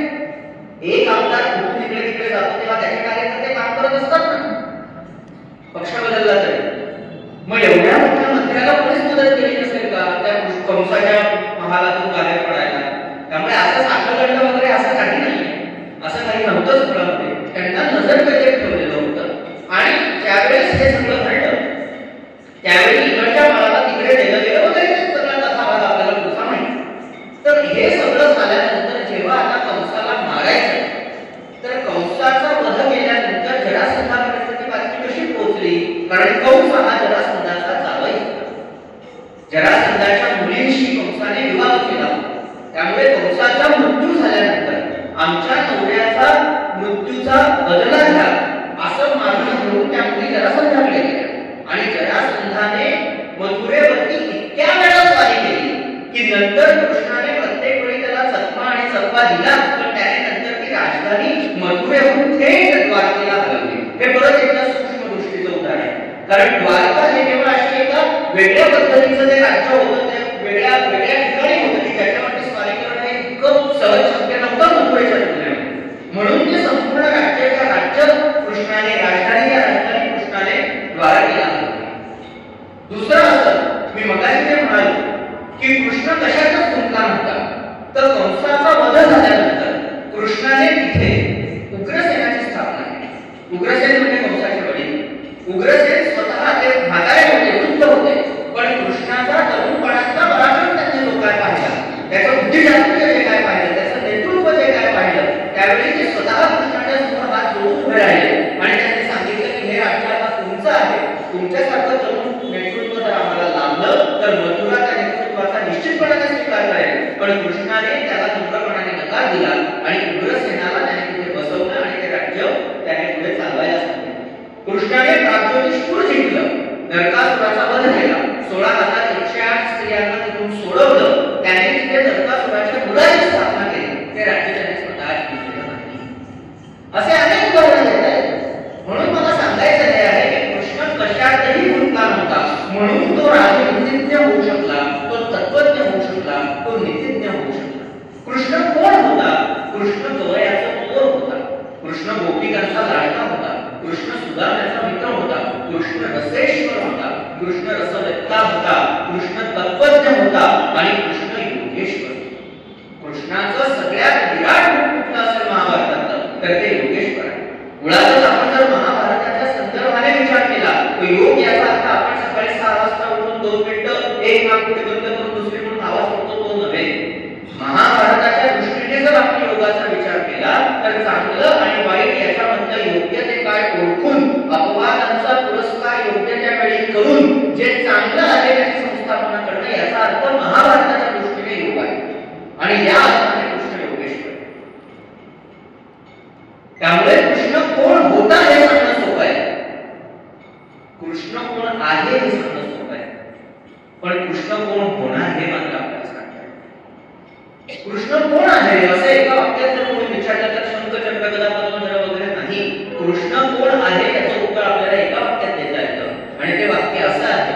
ज्याने भूतकाळ कधीही न विसरता भविष्य काळावर लक्ष ठेवून वर्तमान काळ हातातून जाऊ दिला नाही, तो म्हणजे कृष्ण. आणि असा प्रत्येक माणूस आपल्या आजूबाजूला वापरणारा जो कोणी असतो तो एका अर्थाने कृष्णच असतो. आपल्याला एक तर त्याचं रूप दिसलेलं नसतं, पटलेलं नसतं, कळलेलं नसतं. आणि जर हे सगळं पटलेलं असेल तर आपण तो लय शहाणा आहे म्हणून त्याला ओढून लावलेलं असतं. त्यामुळे जरी आपल्या आजूबाजूला असं कोणी असेल तरी सुद्धा ते आपल्याला पटकन कळत नाही, कळलं तर मान्य होत नाही. आणि मान्य झालं तर आपण त्याच्या पुढे त्या दृष्टीने कृती करू शकत नाही. त्यामुळे या सगळ्याचा विचार केल्यानंतर जेव्हा आपण कृष्णाच्या आयुष्यातले प्रसंग पाहतो, म्हणजे मी दुसरा प्रसंग सांगत नाहीये, प्रसंग सगळ्यांना माहिती आहे. मला असं वाटतं की ही बैठक किंवा हे चिंतन मांडलं गेलं पाहिजे. प्रसंग सगळ्यांना माहिती आहे. चरित्र कुठेही मिळतं, छान छान गोष्टीपासून महाभारताच्या पुस्तकांपर्यंत सगळीकडे सगळं उपलब्ध आहे. इंटरनेटवर आहे, पीडीएफ आहे, ई-बुक आहे, ऑडिओ बुक आहे, काय वाटेल ते आहे. पण नुसत्याच कथा आणि कविता मी जर सांगत बसलो तर मला असं वाटतं की तो या व्याख्यानमालेचा हेतू नाही. त्यामुळे कृष्णाने कंसाला कसं मानलं आणि सुदामाच्या कुटुंबीतून पोहे खाल्ले हे आपण शाळेत बसलो तरी विद्यार्थ्यांनी ऐकावं, म्हणजे त्यांना कृष्ण कळतो आणि मग नंतर कृष्ण नीतीचा अभ्यास करू शकतात. आपण आताच्या परिस्थितीमध्ये आहोत, काळाच्या आणि वयाच्या. त्याच्यामध्ये मला असं वाटतं की विचारांचा आपण जर अधिकाधिक त्याचं त्या दृष्टीने आपण परिशीलन करू शकतो किंवा परिचालन करू शकतो तर मला असं वाटतं की तो हेतू कदाचित आयोजकांचा तो हेतू असेल असं मला वाटतं. मग या सगळ्याचा आपण जेव्हा विचार करतो कृष्णाच्या दृष्टीने, तेव्हा कृष्णाच्या आयुष्याचे असे प्रसंग काय ते तर मी तुम्हाला सांगणारच आहे. काही 2-4 प्रसंगांचा आपण निश्चितपणाने उल्लेख नक्कीच करीन.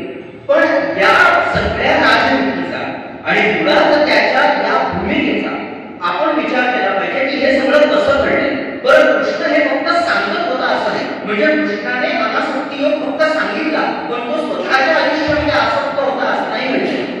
कृष्ण शिष्टाई जेव्हा झाली तेव्हा धृतराष्ट्राचा आणि कौरवांचा विचार असा होता की कृष्ण इथे आल्यानंतर आपण त्याला प्रचंड मोठ्या प्रमाणामध्ये भेटवस्तू देऊ, आपण त्याला प्रचंड मोठ्या प्रमाणामध्ये सोनं, नाणं, चांदी, मोहरा, अगदी दास दासी काय वाटते ते देऊ आणि त्याला आपल्या पाहुणचारामध्ये दडकून टाकू.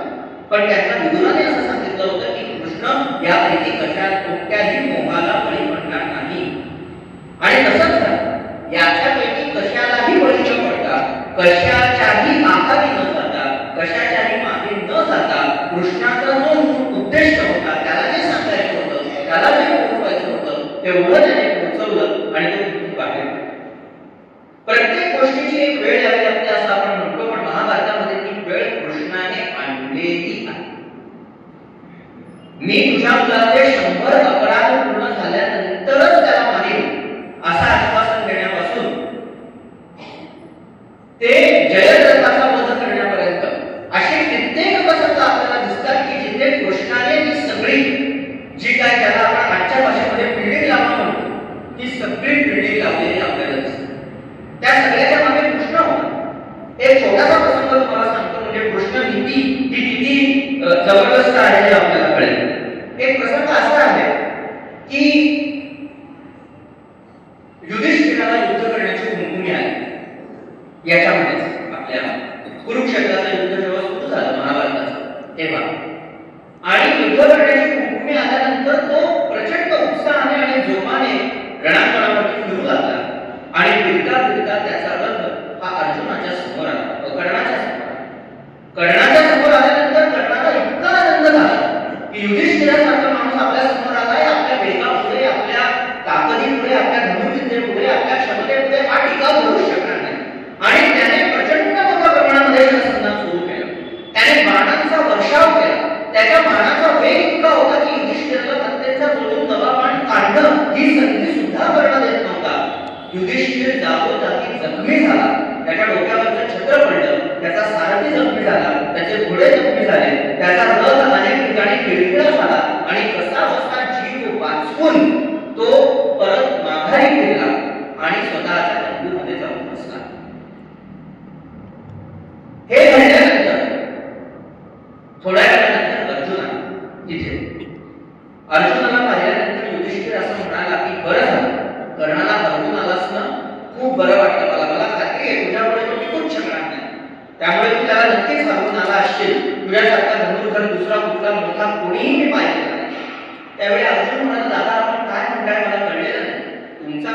कुठे दिसला नाही म्हणून मी आलो. पण तुमची आणि कर्णाची हे झाली कुठे? तुमची आणि त्याची समोरासमोर भेट झाली कधी? हे युद्ध झालं कधी? मला काहीच कल्पना नाही.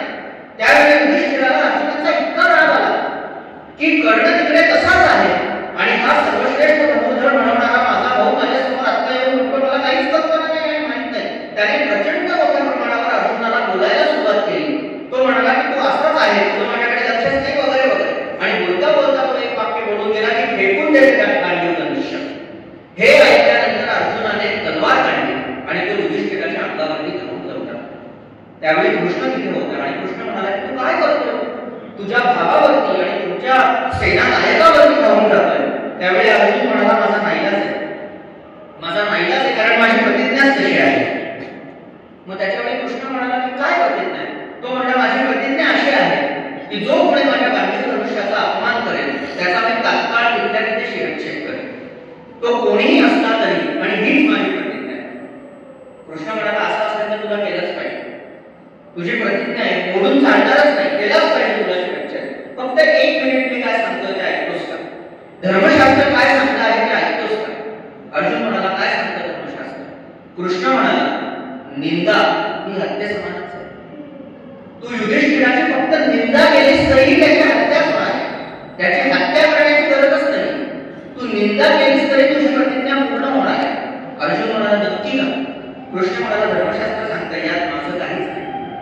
आणि नंतर वर्णन असं आहे की अर्जुनाने युधिष्ठिराची यथेच्छ निंदा केली. त्याच्या मनामध्ये आतापर्यंत जे जे काय सापडलं होतं, युद्ध खेळलास, आम्हाला हे करायला लावलं वगैरे वगैरे, भेकड आहे, जर तुला लढता येत नव्हतं तर गेलास कशाला, कर्णापुढे तुझा टिकाव कसा लागणार होता, पण सगळं त्याला जे काय बोलायचं होतं ते त्याने सगळं बोलून घेतलं, शांत झाला. कृष्ण म्हणाला आता आठवलं सगळं, आता काही नाही ना. अर्जुनाने परत खडकवून बसलं. अर्जुन म्हणाला आता काय? कृष्ण म्हणाला आता काय? अर्जुन म्हणाला म्हणजे दुसरी प्रतिज्ञा आहे, जो दादाचा अपमान करेल मी त्याचा तत्काळ शिरच्छेद करेन. कृष्ण पुन्हा म्हणाला प्रतिज्ञा असेल तर केलंच पाहिजे, तुला केलंच पाहिजे, त्याला पर्याय नाही. पण धर्मशास्त्र काय सांगतं ते ऐकतोस नाही. अर्जुन म्हणाला काय सांगतं धर्मशास्त्र? कृष्ण म्हणाला आत्मस्तुती ही आत्महत्येसारखीच आहे. तू आत्मस्तुती केली तरी तुला भागणार आहे. आणि मग अर्जुनाने यथेच्छ आत्मस्तुती केली की मी भगवान शंकरांना कसं हरवलं, त्यांच्याकडून मी पाशुपतास्त्र कसं घेतलं, मी इंद्राला कसं हरवलं, मी विविध देवदेवतांना हरवून त्यांच्याकडून अस्त्र कशी घेतली, मी द्रौपदीच्या वेळी पण कसा जिंकून घेतला, सर्व धनुर्धरांमध्ये मीच कसा श्रेष्ठ आहे, कर्णाशी मीच कशी झुंज देऊ शकतो, कर्णाला मारण्यासाठीच माझी कशी योजना आहे, असं 5-10 मिनिट त्याने यथेच्छ स्वतःचं कौतुक करून घेतलं. कृष्ण म्हणाला आता तर नाही नाही. अर्जुन म्हणाला आता काय? कृष्ण म्हणाला चला आता काय? ही कृष्ण नीती आहे, बाकी काय नाही. आता याच्यामध्ये जर आपल्यासारख्या सामान्य माणसाने असं केलं तर मग काही होऊ शकत नाही. कारण तुमचा हेतू काय आहे, तुम्ही कशासाठी हे सगळं करताय त्यावरती ते अवलंबून आहे. आणि म्हणून आपण जर अलीकडच्या काळातले महापुरुष पाहिले, अगदी छत्रपती शिवाजी महाराजांपासून ते सावरकरांपर्यंत किंवा त्याच्याही नंतरच्या काळातले किंवा आजचे अनेक उद्योजक पाहिले, अनेक उद्योजकांच्या आत्मकथेमध्ये आपल्याला असं वाचायला मिळतं की कृष्णाचे व्यवस्थापन कौशल्य आम्ही अनुभवलं आणि त्यातून आम्ही प्रेरणा घेतली, महाभारत आम्ही वाचलं आणि त्यातून आम्हाला हे मिळालं. शिवाजी महाराजांनी तर ते लहानपणापासून धडे घेतलेच होते. विवेकानंदांच्या आईला त्यांच्या आईने सांगितलं होतं की तुला सारथी व्हायचं असेल तर तू कृष्णासारखा हो, कारण तो सारथी जरी असला तरी त्याने संपूर्ण अर्जुनाचं सारथ्य केलं आणि त्याने महाभारत घडवून आणलं.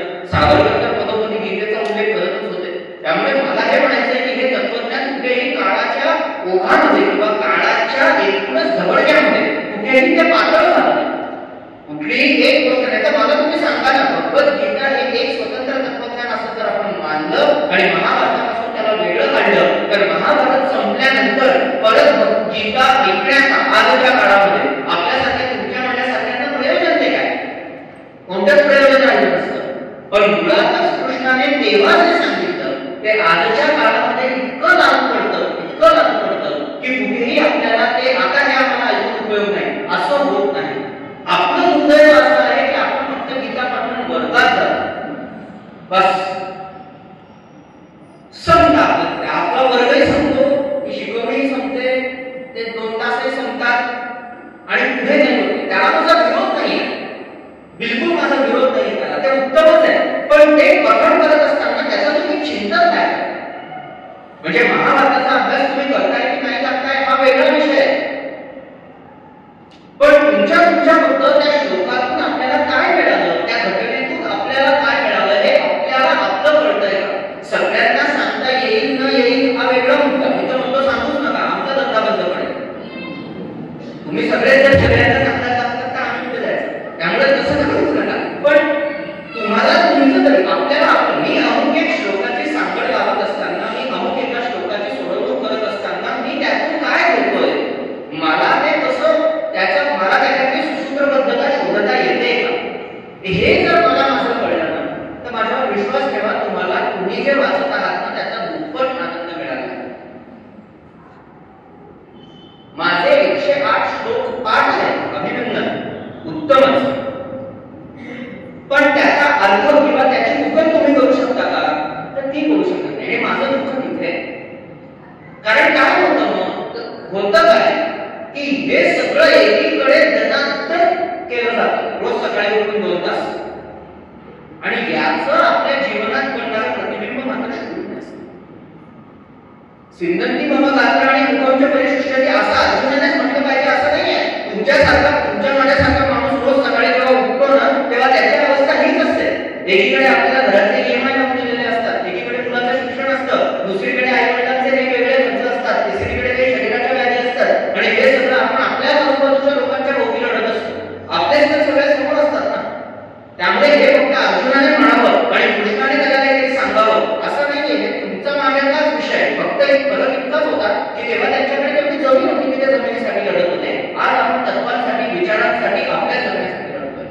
बाकी आपली अवस्था तीच आहे. बप्पू काळेंसारख्या लेखकाने आपण साऱ्या अर्जुन नावाचं पुस्तक लिहिलं ते उगाच नाही लिहिलं. आपली अवस्था ही तीच आहे.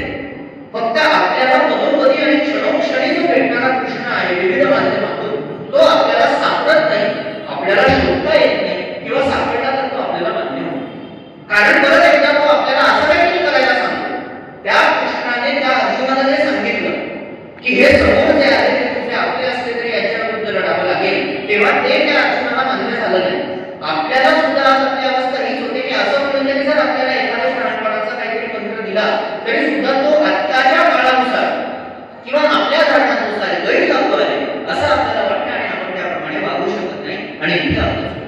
त्यामुळे कृष्ण नीतीचा जर अवलंब आपल्याला करून घ्यायचा असेल तर या पद्धतीने आपण विचार केला पाहिजे, आणि या पद्धतीने त्या सगळ्या गोष्टींची सोडवणूक केली पाहिजे. मी तुम्हाला मगाशी बोलताना सांगितलं की कृष्णाने एक प्रतिज्ञा अशी केली होती उत्तरेच्या गर्भाच्यासाठी, पण कृष्णाने ती स्वतःची प्रतिज्ञा तर मोडली, पण त्याने इतरांच्याही प्रतिज्ञा मोडल्या.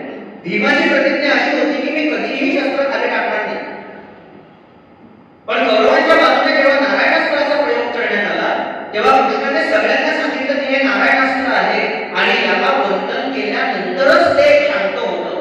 जोपर्यंत तुम्ही त्याला बंधन करत नाही, हात जोडून त्याला नमस्कार करत नाही, तोपर्यंत ते आटोपलं जाणार नाही.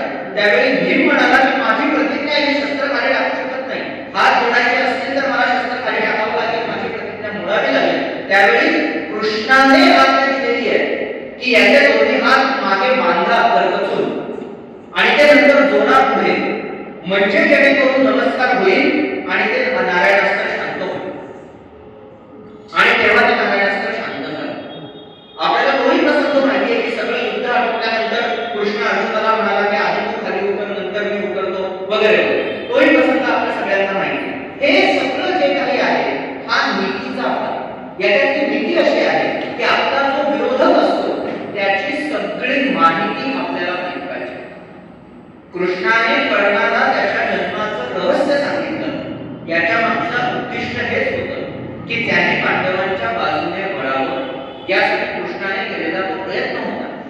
त्यावेळी तू सर्वात मोठा पांडव ठरशील, तू सुद्धा कौंतेय ठरशील, तू मोठा भाऊ ठरशील, तू पृथ्वीचा स्वामी होशील. इतकंच नाही तर जे अमिष एका पुरुषाने कुठल्याही दुसऱ्या पुरुषाला दाखवू नये, जे एका व्यक्तीने कुठल्याही दुसऱ्या व्यक्तीला दाखवू नये, ते सुद्धा कृष्णाने दाखवलं की द्रौपदी सुद्धा तुला मिळेल. जशी ती या 5 पांडवांची तशीच तुझी असेल. पण हे केल्यानंतर कर्ण नाही म्हणाला, तो भाग वेगळा. पण मुळात हे सगळं करत असताना कर्णाच्या जन्माचं रहस्य कृष्णाला माहीत होतं, हे महत्त्वाचं.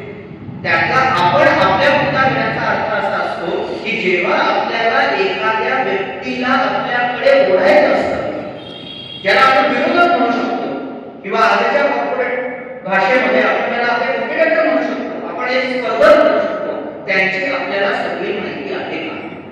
त्यांची आपण सोप्या भाषेमध्ये आपण त्यांची हिस्ट्री काढून घेतली आहे का? त्यांची सध्याची स्थिती, त्यांचं वर्तमान आणि त्यांचं भविष्य याचा आदमास आणि अंदाज आपल्याला आहे का? कृष्णाने त्याच्या आयुष्यातल्या प्रत्येक माणसाची कुंडली त्याच्याकडे होती आणि त्या कुंडलीनुसारच तो काम करत. घटोत्कचाचा ज्यावेळी वध झाला त्यावेळी तो वध झाल्यानंतर मुळातच कर्णाकडे असलेली जी वास्तविक शक्ती होती, वैजयंती असतं, ते त्याने अर्जुनासाठी ठेवलं होतं. कारण दुसरं कुठलंही त्याच्याकडे तेवढं प्रभावी असतं नव्हतं जे अर्जुनाच्या तोडीस ठरू शकेल. त्यामुळे त्याच्याकडे असलेली जी वास्तविक शक्ती होती ती अर्जुनावरती सोडायची आणि युद्ध जिंकायचं असं त्याने ठरवलेलं होतं. पण ती घटोत्कचावरती सोडायला भाग पाडण्याच्या कृतीच्या मागे कृष्ण नीती. इतकंच नाही तर वर्णन असं आहे की ज्यावेळी घटोत्कचाचा वध झाला तेव्हा सगळे रडत होते, कारण तो भीमाचा मुलगा होता. त्यामुळे पांडवांच्या शिबिरामध्ये प्रचंड मोठ्या प्रमाणामध्ये दुःखाचं सावट पसरलेलं होतं. त्या अवस्थेमध्ये कृष्ण तिथे गेला आणि कृष्ण म्हणाला काय झालं? त्यावेळी पांडव म्हणाले तुला माहित नाही का असं असं झालं? कृष्ण म्हणाला बघ झालं. त्यावेळी युधिष्ठिर म्हणाला हळू बोल, जर भीमाने ऐकलं तर तुला आत्ताच्या आत्ता इथेच मला मारायला सुरुवात करेल, तो कुठलाही विचार करणार नाही. त्यावेळी कृष्ण म्हणाला मी हळू बोलण्याची गरज नाही, तुम्ही उलट कान उघडे ठेवून ऐका की जो वीर पुरुष संकटाच्या काळामध्ये प्रबळ होतो नंतर तोच डोईजड होतो. घटोत्कच जर आता आपल्या बाजूने लढून भारी झाला असता, भारी ठरला असता, आपल्या बाजूने सांगायचं तर प्लेअर ऑफ द मॅच झाला असता, मॅन ऑफ द मॅच झाला असता, तर नंतर त्याला कॅप्टन करावं लागलं असतं. त्यामुळे त्याचा वध होणं हे एका अर्थाने योग्यच होतं. आणि जर कर्णाने वास्तविक शक्ती सोडली नसती तर घटोत्कचाला मारण्याची वेगळी व्यवस्था मला करावी लागली असती असं कृष्ण म्हणाला. हे दुसरं तिसरं काही नाही, तर हे कृष्ण नीतीचं उदाहरण. सूक्ष्म दृष्टी जे मी तुम्हाला सुरुवातीला म्हणालो ना, ती सूक्ष्म दृष्टी काय? तर ही सूक्ष्म दृष्टी. या नंतर जेव्हा धृतराष्ट्राला भेटायला गेला तेव्हा सगळे जण धृतराष्ट्राच्या पाया पडले. धृतराष्ट्र म्हणाला माझा भीमसेन कुठे आहे? त्याने एवढा मोठा पराक्रम गाजवलाय, मला त्याला जवळ घ्यायचंय असं म्हणून तो भीमाला मिठी मारायला गेला. कृष्णाने भीमाला थांबवलं. दुर्योधनाने एक सराव करण्यासाठी भीमाच्या आकाराचा, उंचीचा, वजनाचा लोखंडी पुतळा तयार करून घेतला होता. तो पुतळा त्याने समोर केला. तो पुतळा धृतराष्ट्राने स्वतःच्या मिठीमध्ये घेतला आणि स्वतःच्या दोन्ही बाहूंची शक्ती त्याने लावली आणि इतकी जोरात शक्ती लावली की त्या पुतळा तिथे भंगला, तुटला, कळकळ आवाज झाला आणि धृतराष्ट्र लहान मुलासारखा रडू लागला. त्याला शांत झाल्यानंतर तो रडता रडता म्हणत होता काय ही माझी माया, काय हे माझं प्रेम, काय हे माझं वात्सल्य, मी माझ्या पुतळ्याला फार मानलं, मी इतक्या जोरात मिठी मारली की माझा पुतळ्याच्या मिठीमध्ये मेला. हे सगळं ऐकल्यानंतर अर्जुन शांतपणे कृष्ण शांतपणे म्हणाला की तुमच्या पुतळ्यावर प्रेम किती आहे हे मला आधीपासून माहितच होतं आणि म्हणूनच मी भीमाला पुढे केलं नव्हतं. मी त्याच्या आकाराचा पुतळा केला होता, तो पुढे पाठवला. तुमचा जो प्रिय भीम आहे तो तसाच जिवंत आहे आणि आता तो तुमचा नमस्कार करतो. याच्यामध्ये नीती सांगायची असेल तर मी एकच वाक्य सांगतो, काका आणि पुतणे त्याही काळात होते, काका आणि पुतणे त्याही काळात होते. दुसरं वाक्य सांगतो, कृष्ण त्याही काळात होता, कृष्ण याही काळात. आणि तिसरं वाक्य सांगतो, काकांनी तेव्हाही मिठी मारली होती आणि काकांनी आताही मिठी मारली. वेगळं बोलायची गरज नाही, मला घरी जायचंय. तुम्ही निघून काढा माझं काय.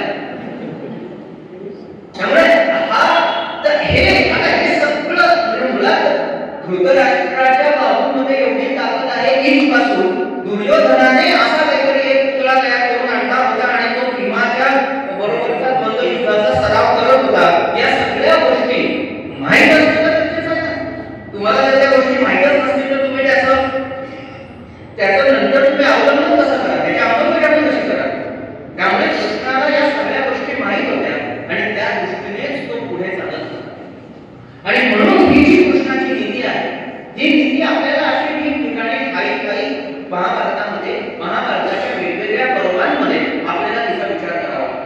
मी मगाशी तुम्हाला कृष्णाच्या सत्याची व्याख्या सांगितली की त्याचं सत्य काय होतं. हे त्याचं सत्य होतं की ज्याच्यात सगळ्यांचं हित आहे, ते त्याचं सत्य होतं. आणि म्हणून त्याने त्या माणसाला त्याच्या वेळी योग्य तिची जाणीव करून दिली. आणि आपण हेही लक्षात घेतलं पाहिजे की ज्यावेळी तो पांडवांच्या सोबत नव्हता त्या काळामध्ये पांडवांवरती संकट आले. उदाहरणार्थ द्यूत प्रसंगामध्ये तो शाल्वांशी लढण्यामध्ये गुंतलेला होता.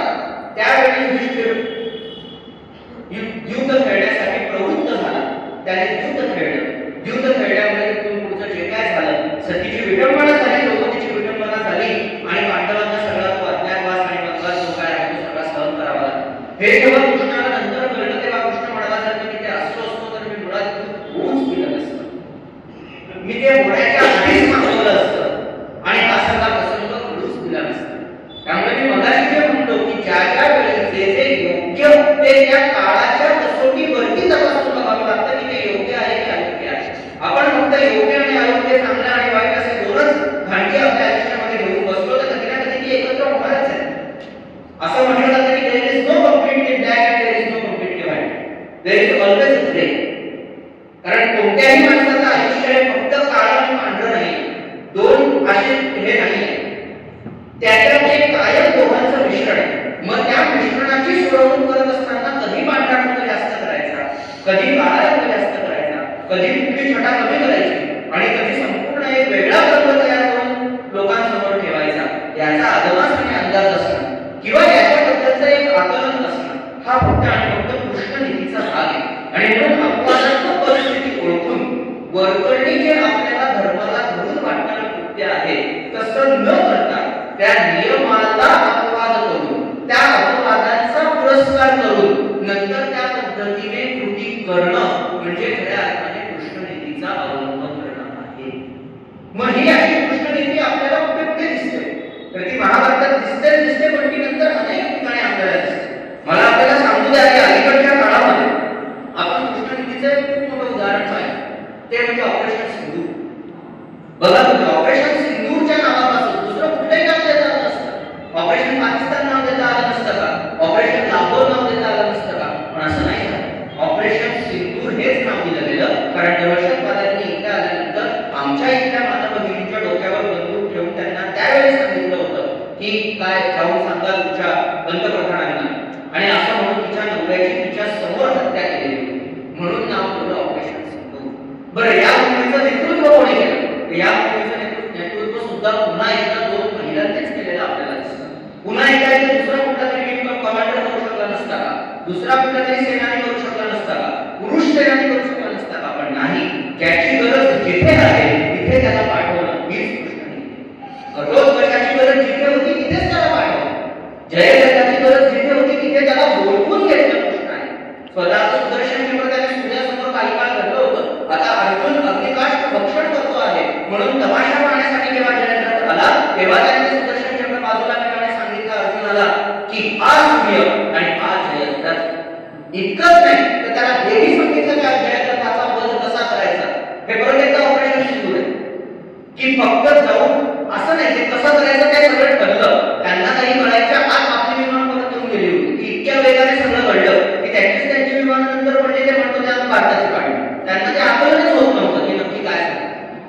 तर कृष्णाने जयद्रथाच्या वधाच्या वेळी हेही सांगितलं होतं अर्जुनाला की जयद्रथाला असा एक वर मिळालेला आहे की ज्याचा बाण लागून त्याचं शिर, त्याचं मुंडक खाली पडेल तर बाण मारणाऱ्याचं शिरच्छेद होईल. त्यामुळे याचं शिर खाली पडू द्यायचं नाहीये. ते बाणाने उडवल्यानंतर ते तसंच तोडवत बाहेर न्यायचं करू शकायचं.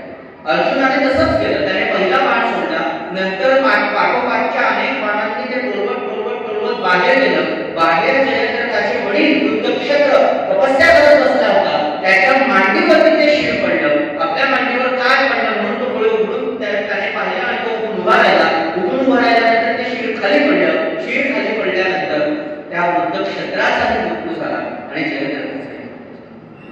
याच्या मागचं सगळं डोकं जे आहे ते कृष्णाचं.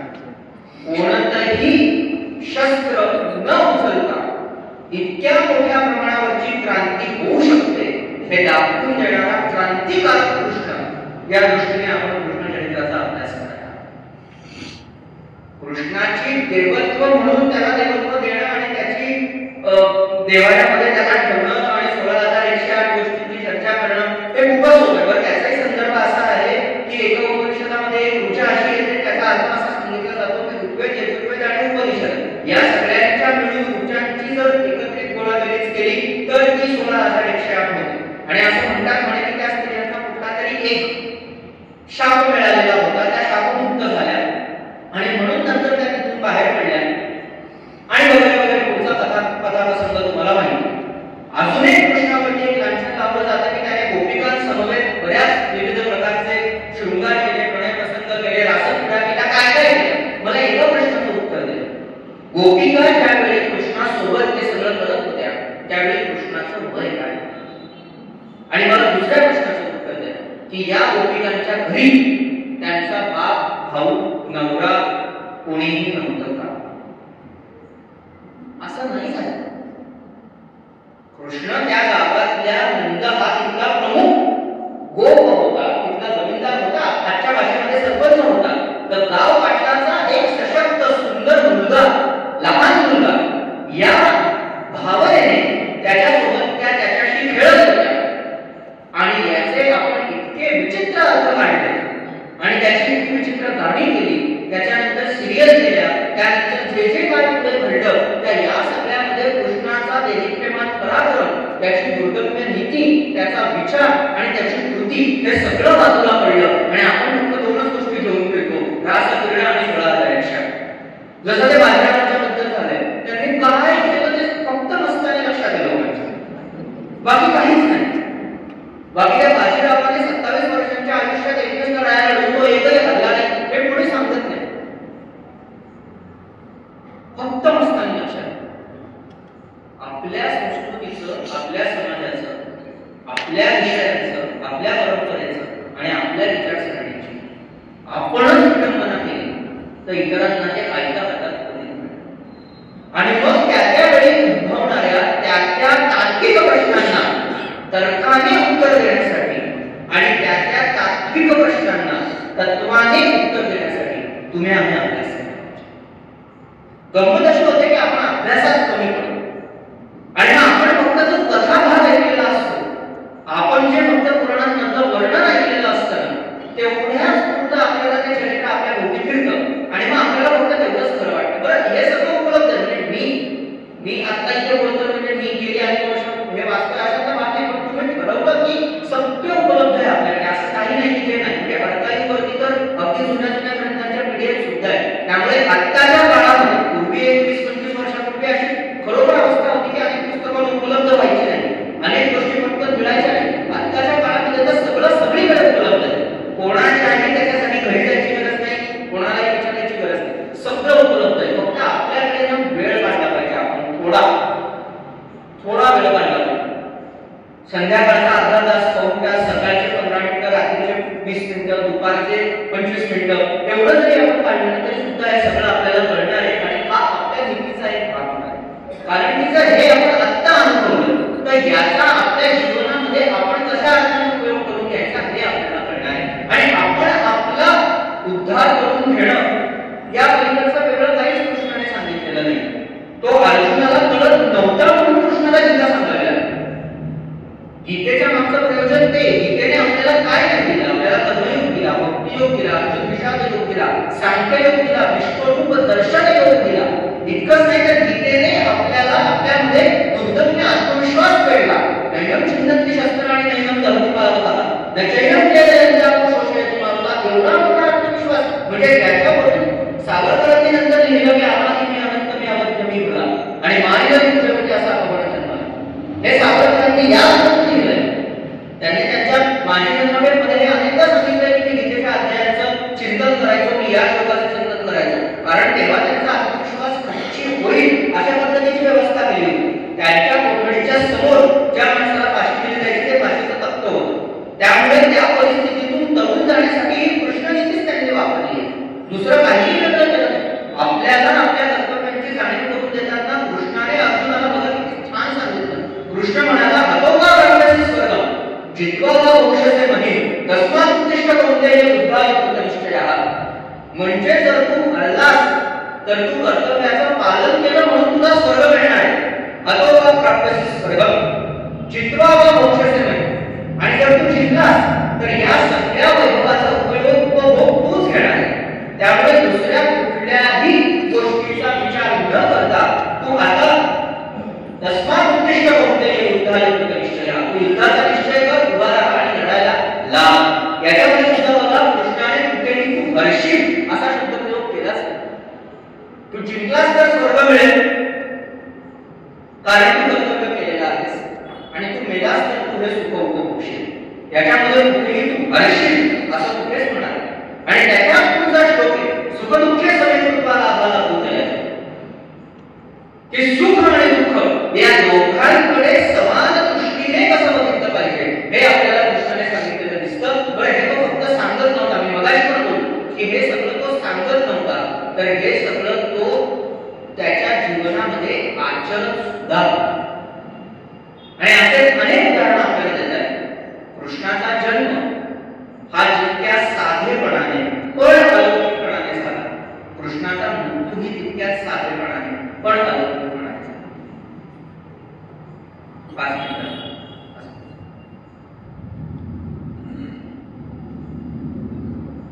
कृष्णाचा जन्म मी तुम्हाला सांगितलं बंदिवासामध्ये झाला, पण अलौकिक पद्धतीने झाला.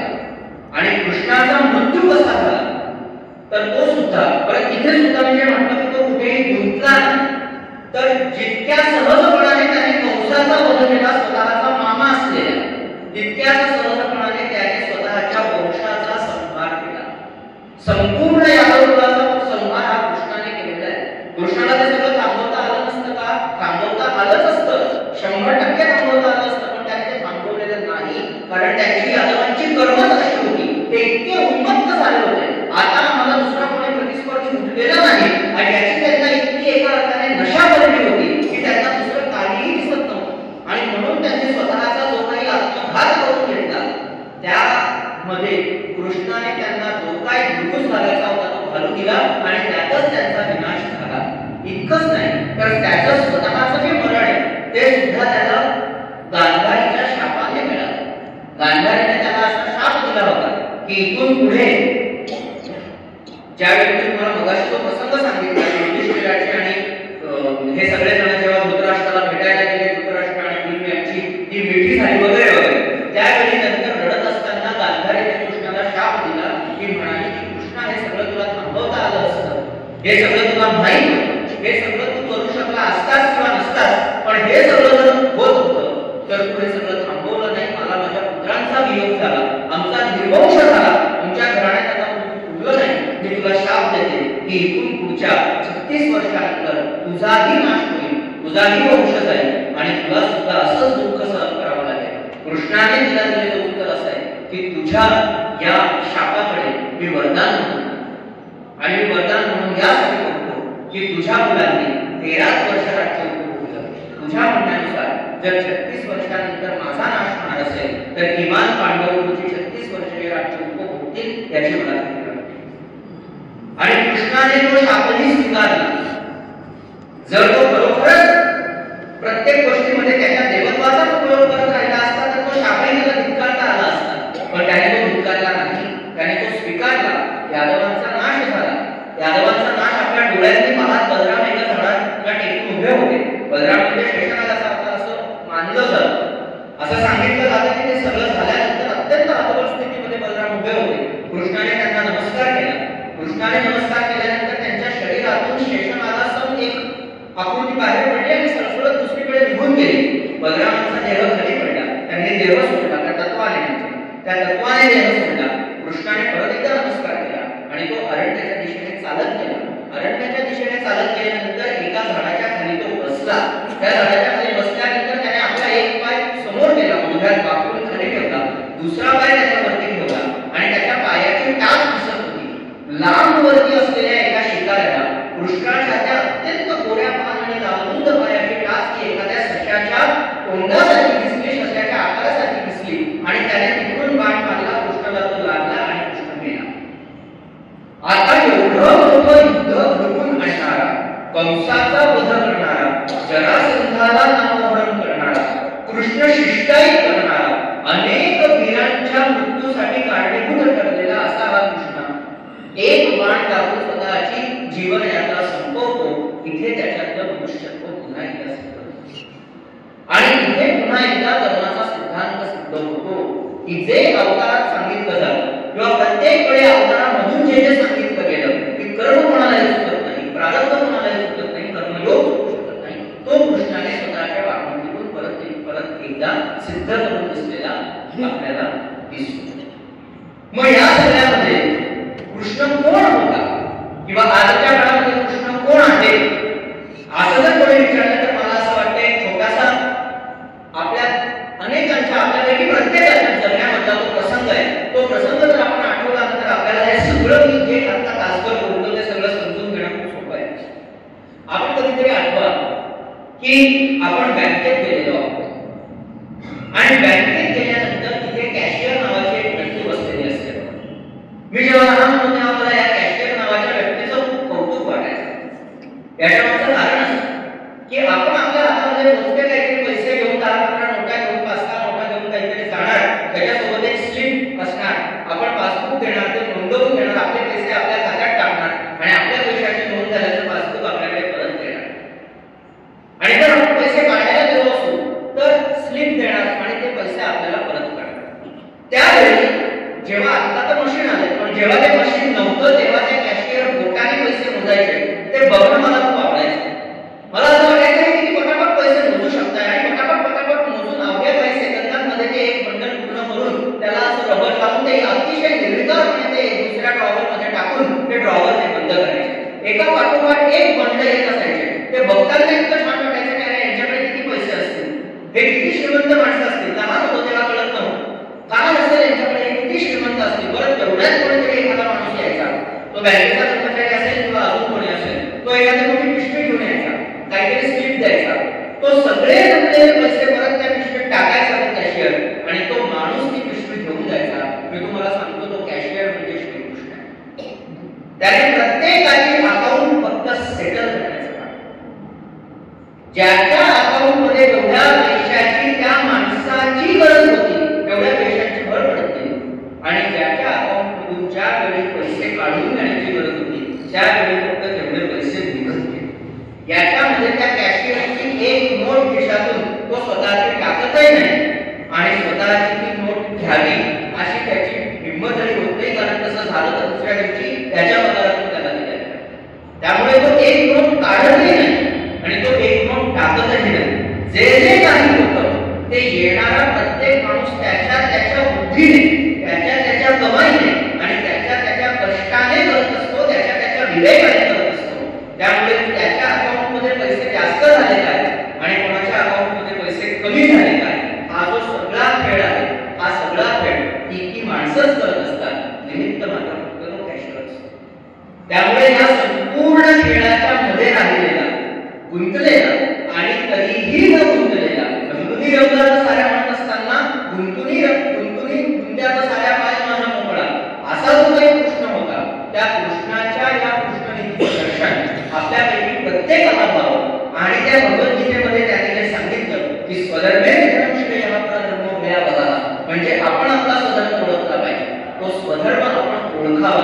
आज पुन्हा एकदा कृष्णनीती अशी आहे की घर वापसी म्हणजे काय, लव जिहाद म्हणजे काय, तर स्वधर्मे निधनम श्रेया. तुम्ही तुमच्या धर्मामध्ये जेवढे सुरक्षित आहात तेवढ्या दुसऱ्या धर्मामध्ये असू शकत नाही. स्वधर्मे निधनम श्रेया, स्वधर्माचं पालन करत असताना तुम्हाला मृत्यू आला तरीही तो श्रेयस्कर आहे. परधर्म भयावह, आणि परधर्माचं पालन करताना तुम्ही जरी जगलात तरी सुद्धा तुम्हाला ज्या पद्धतीने मानहानी मिळते, ज्या पद्धतीने अपमानास्पद वागणूक मिळते, ते दुसरं काही असू शकत नाही, तो मृत्यूच असतो. आणि म्हणून इथे धर्म या शब्दाचा अर्थ हिंदू मुस्लिम घेतला तरी हरकत नाही आणि इथे धर्म या शब्दाचा अर्थ आपली जीवनमूल्य किंवा आपली किती कर्तव्यता घेतला तरीही हरकत नाही. या दोघांच्याही संबंधातून आपण जर धर्म या शब्दाचा अर्थ घेतला असेल तर आपल्याला नेमून दिलेलं काम आपल्या संस्कृतीच्या मूल्यांना डोळ्यासमोर ठेवून आपण करणं योग्य, त्या ठिकाणी योग्य त्या माणसांना मदत करत राहणं. आणि जे मी व्याख्यानाच्या सुरुवातीला बोलत होतो की परित्राणाय साधूनां आणि विनाशाय दुष्कृतां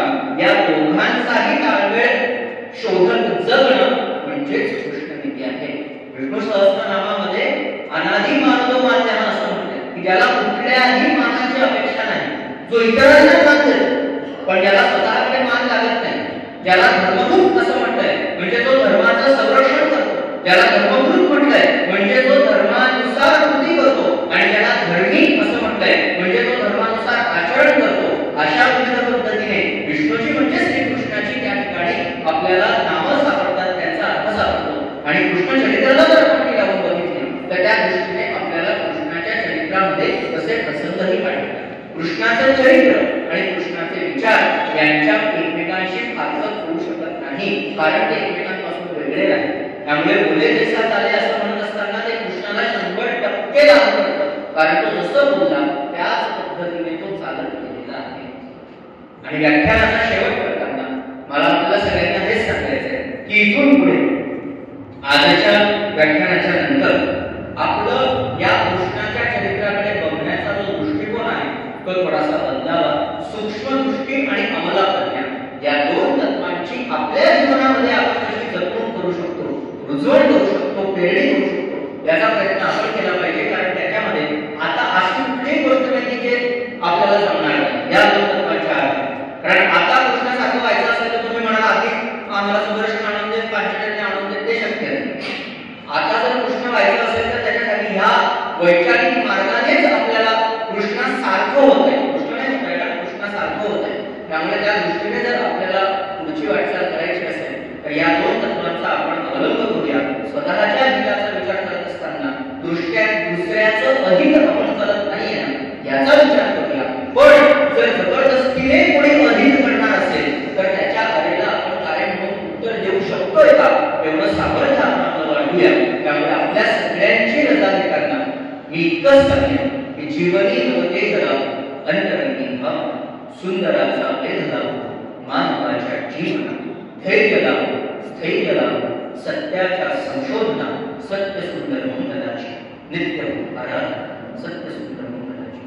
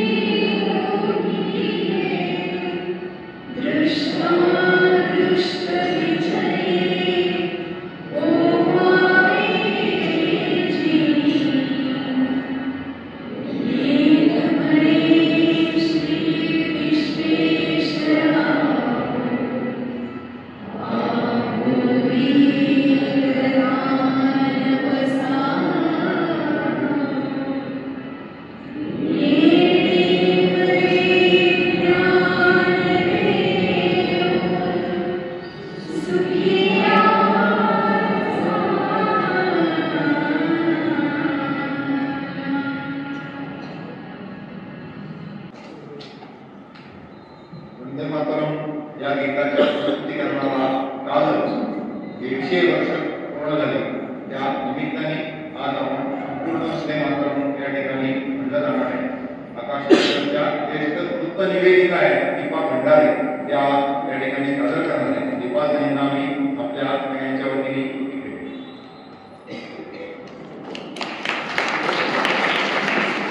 वंदे मातरमला उभ्या